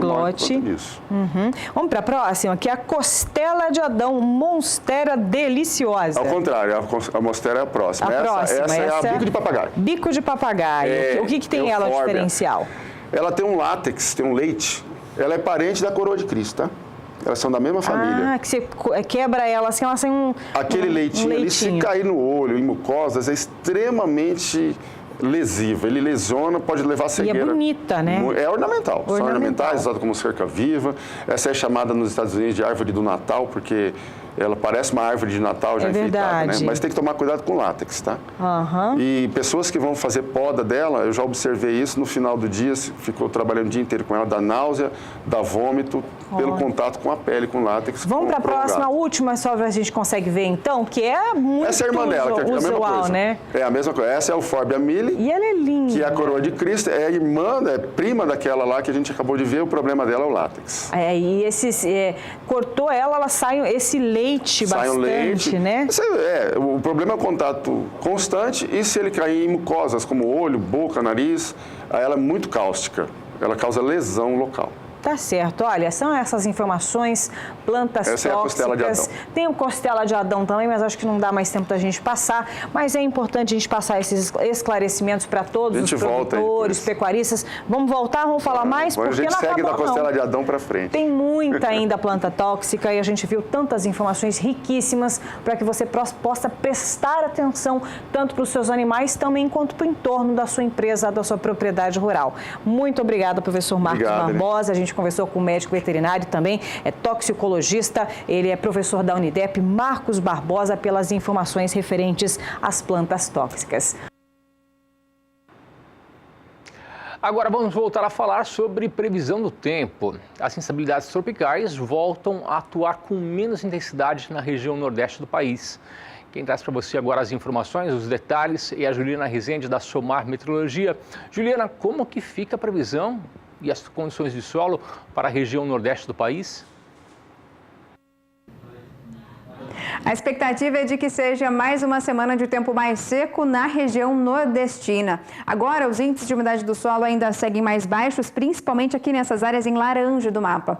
Nos próximos 5 dias, até pode chover na região nordeste, só que essas pancadas ficam mais concentradas na faixa norte, isso por influência de um sistema conhecido como zona de convergência intertropical, que geralmente atua nesta época do ano e traz instabilidades para toda a faixa norte nordestina. Na metade sul, grande parte do estado da Bahia vai ter tempo mais seco e sem pancadas de chuva. No decorrer da segunda semana, até pelo menos o dia 22 de fevereiro, a chuva vai voltar a atuar aqui no interior do Nordeste, mas na faixa leste as instabilidades ainda atuam de maneira muito fraca e irregulares. Então, durante as próximas semanas, vai voltar a chover no Nordeste, mas principalmente na faixa oeste da região. As áreas mais secas da faixa leste não recebem instabilidades com potencial para aumentar a umidade do solo e os pastos ainda seguem com baixo potencial produtivo. Hoje eu encerro por aqui a minha participação. Até mais. Obrigado, Juliana, pelas informações, pela participação. Juliana volta amanhã aqui no Bom Dia Produtor. E um aplicativo promete ajudar na integração lavoura e pecuária. Esse aplicativo promete também fazer com que aumente a realidade. Você vai conhecer melhor esse aplicativo agora na reportagem de Valdir Pacheco. A rede ILPF acaba de lançar o aplicativo Maquete Virtual de ILPF em Realidade Aumentada. A ferramenta mostra todas as etapas de um sistema de integração lavoura-pecuária-floresta ILPF, as possíveis configurações que podem ser adotadas. A realidade aumentada é uma tecnologia que permite a união do mundo virtual com o real. Por meio de um marcador ou target e um dispositivo móvel com um aplicativo específico, é possível gerar uma imagem virtual e interagir com ela no ambiente real. O aplicativo já está disponível para fazer o download para Android e iOS.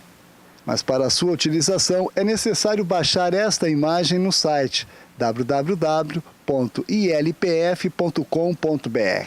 O aplicativo, ele é uma forma de divulgação do sistema de integração lavoura, pecuária e floresta. Ele mostra as diferentes configurações possíveis, combinando 2 a 2 ou mesmo os 3 componentes, mostrando os benefícios que o sistema tem, a interação entre os componentes. Pelo aplicativo é possível ver por dentro do solo o que está acontecendo com a raiz das plantas, como que é a ciclagem de nutrientes, como que é a dinâmica de água no sistema, a dinâmica de gases.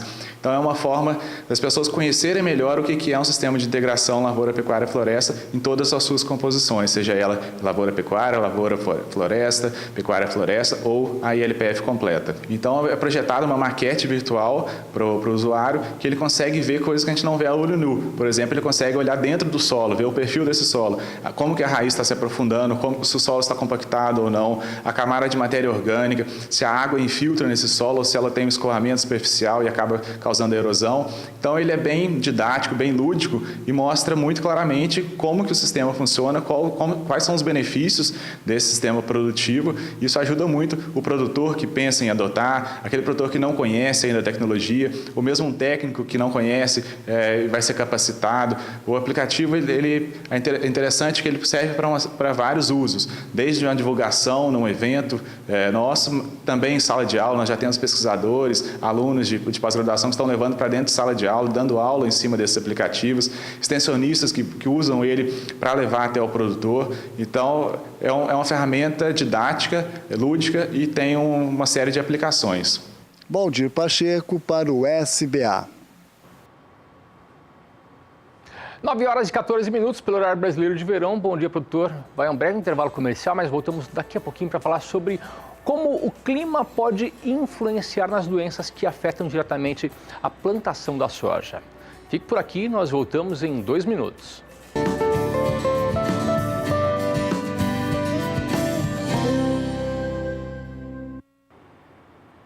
Nove horas e 17 minutos pelo horário brasileiro de verão. Bom dia, produtor, de volta na sua manhã de terça-feira. E agora o assunto pode ser muito interessante para você que é produtor de soja, para você que é sojicultor. Vamos conferir agora uma entrevista que o jornalista Walter Puga fez com um fitopatologista que disse sobre a influência das condições climáticas nas doenças que acometem a soja. Confira. Eu tenho aqui ao meu lado comigo Marcelo Madalosso. Marcelo Madalosso é um fitopatologista da Universidade Regional, né, lá do Sul, Universidade Regional Integrada, lá do Rio Grande do Sul, que acompanha a evolução de doenças, de pragas em plantações e na soja. E ele está aqui comigo para explicar o que ocorre nesse período em que as chuvas vêm, né? Vamos lá, nós temos chuvas. Quando falta chuva tem um problema, quando chove demais tem outro problema. Obrigado por ter vindo, Madalosso. Vamos tentar mostrar para o sojicultor o que é importante nesse período em que nós temos verão, temos chuva, o que é preciso ficar atento. Bom dia, Puga. Obrigado pelo convite. É importante o produtor de soja, né, ter em mente que a condição climática ela tem efeito direto sobre a questão da doença na lavoura, né? Porque todos os anos trabalhamos com soja na mesma área, então isso facilita para as doenças se estabelecerem. Então, se temos chuvas mais cedo ou iniciando mais tarde, nós vamos ter vamos afetar a doença e ela vai aparecer mais cedo ou mais tarde, e isso mexe no plantio da soja. Por exemplo, situações basicamente do Cerrado brasileiro este ano atrasou a entrada das chuvas, então o produtor teve que plantar um pouco mais tarde porque estava seco. E aí, plantando mais tarde, o produtor ele precisa estar em mente que ele vai expor a soja mais à frente e isso vai ter uma ocorrência maior de ferrugem. Então eu preciso ter os produtos com aplicações antecipadas e não esperar para enxergar o problema, né? Mas o produtor espera, você citava agora há pouco que o produtor espera um pouquinho, ele joga um pouco na sorte. Exato. Na verdade, o raciocínio ele é um pouco invertido, né? Porque às vezes eu, produtor, eu vou esperar um pouquinho para ver se eu consigo aplicar mais tarde e escapar com uma aplicação a menos, por exemplo, num universo aí de 3 aplicações, 4 ou 5, na média das aplicações durante o ciclo da soja.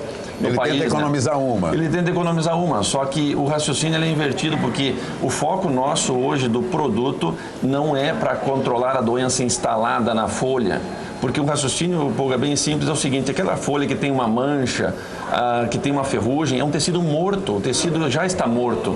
Então, se você aplicar o fungicida sobre aquele tecido morto, o tecido não vai absorver o produto e não vai dar controle.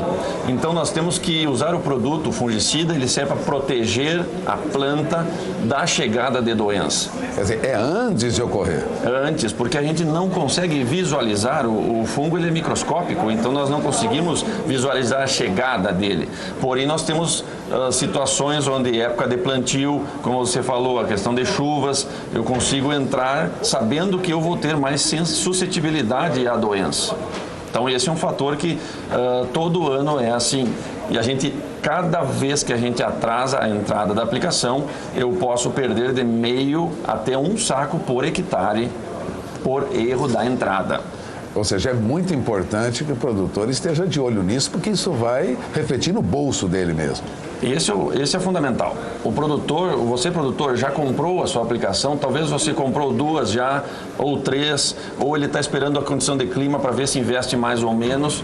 Então, eu, produtor, já tenho essa aplicação, então eu preciso colocar ela na lavoura para proteger a folha da chegada de doença, porque daí eu ganho em eficiência do produto.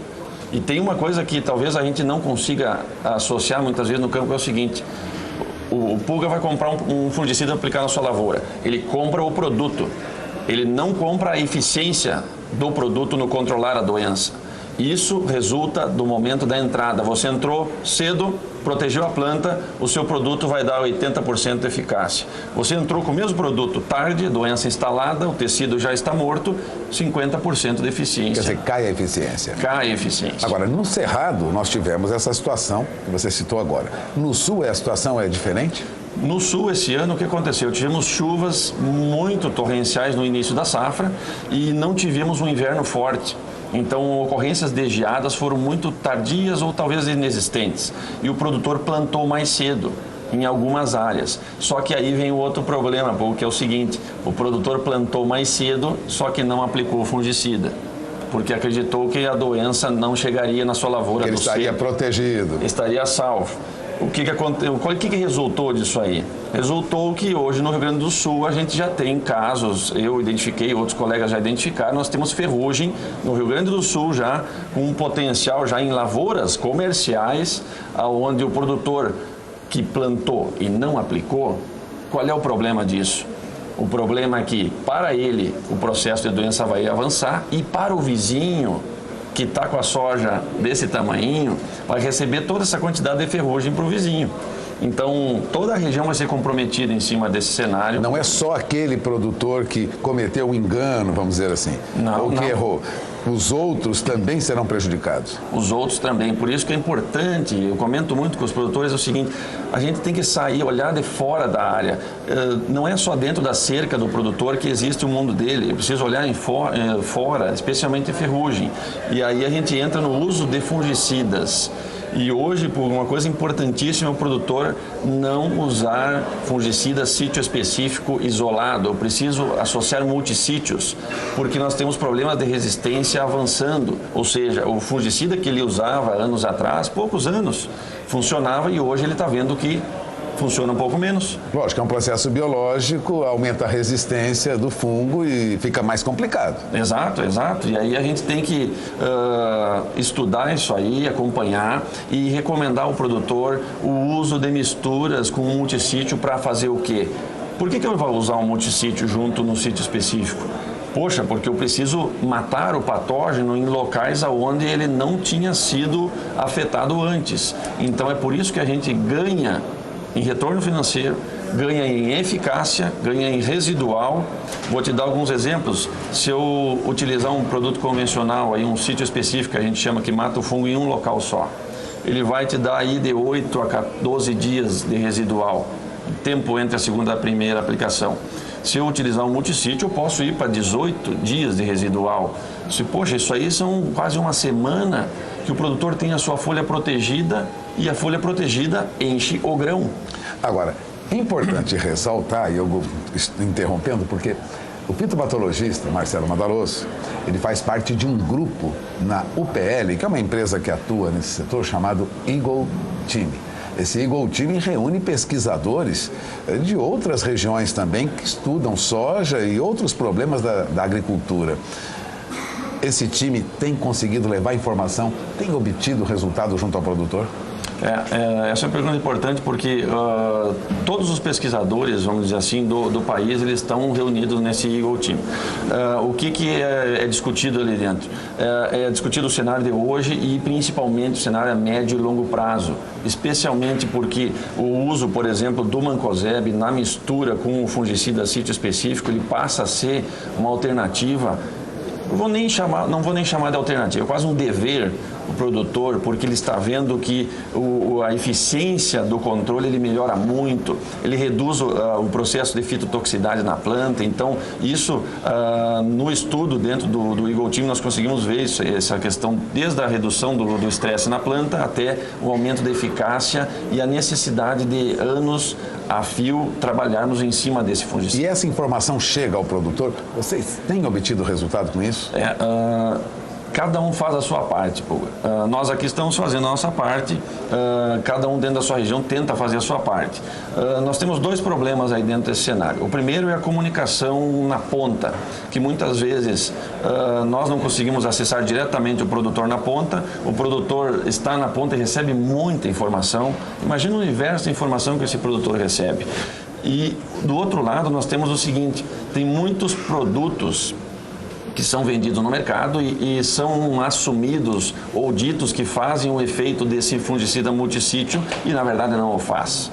Então esse é um problema hoje que eu basicamente estou tentando avançar muito, que é limpar a mesa do produtor. A informação tem que ser mais direta e mais clara para a gente conseguir fazer com que, poxa, eu produtor entendi que tem que aplicar, então eu vou aplicar o produto certo. Né? Vou fazer corretamente. Vou fazer correto. Bom, tá aí o trabalho do Marcelo Madaloso. Marcelo voltará aqui para conversar conosco durante os próximos meses. Fique ligado, porque pesquisador está sempre atento ao que acontece e tem a vantagem de conversar com pesquisadores de outras regiões do Brasil e do mundo, né?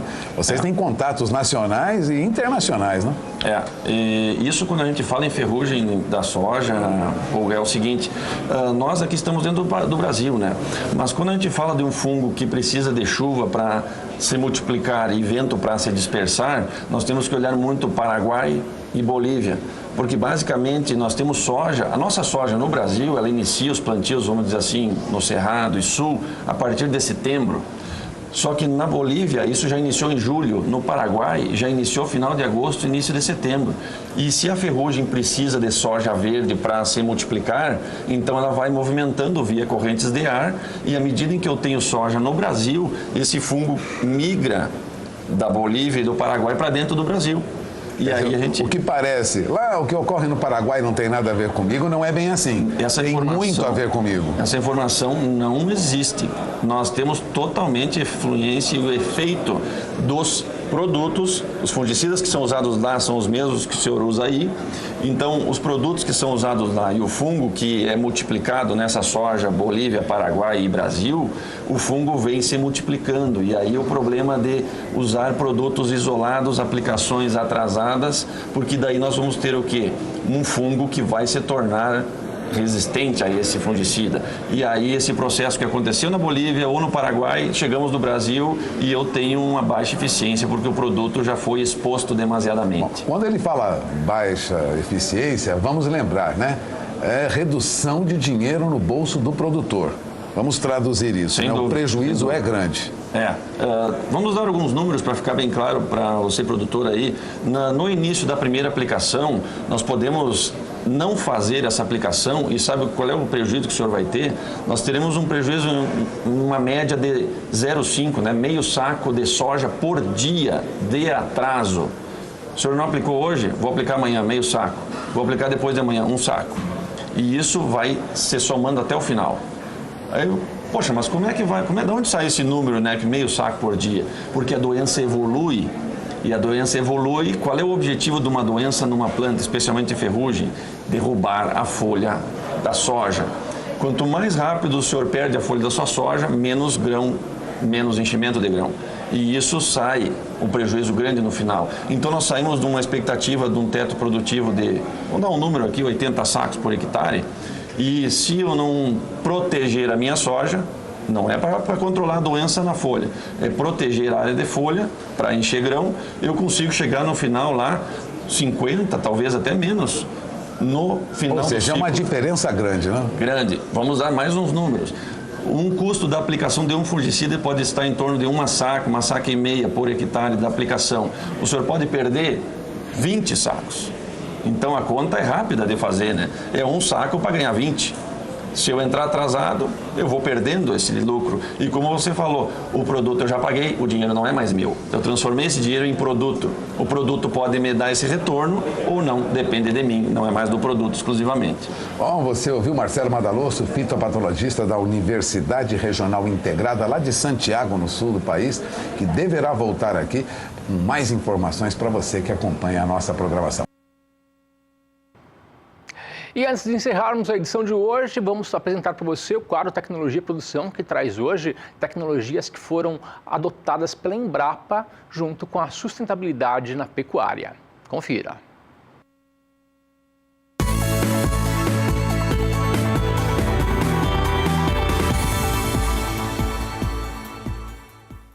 Eu estou com o Kleber Soares, que é diretor executivo de inovação e tecnologia da Embrapa. E nós vamos conversar com ele sobre as principais tecnologias quando o assunto é baixo carbono. Kleber, quais são?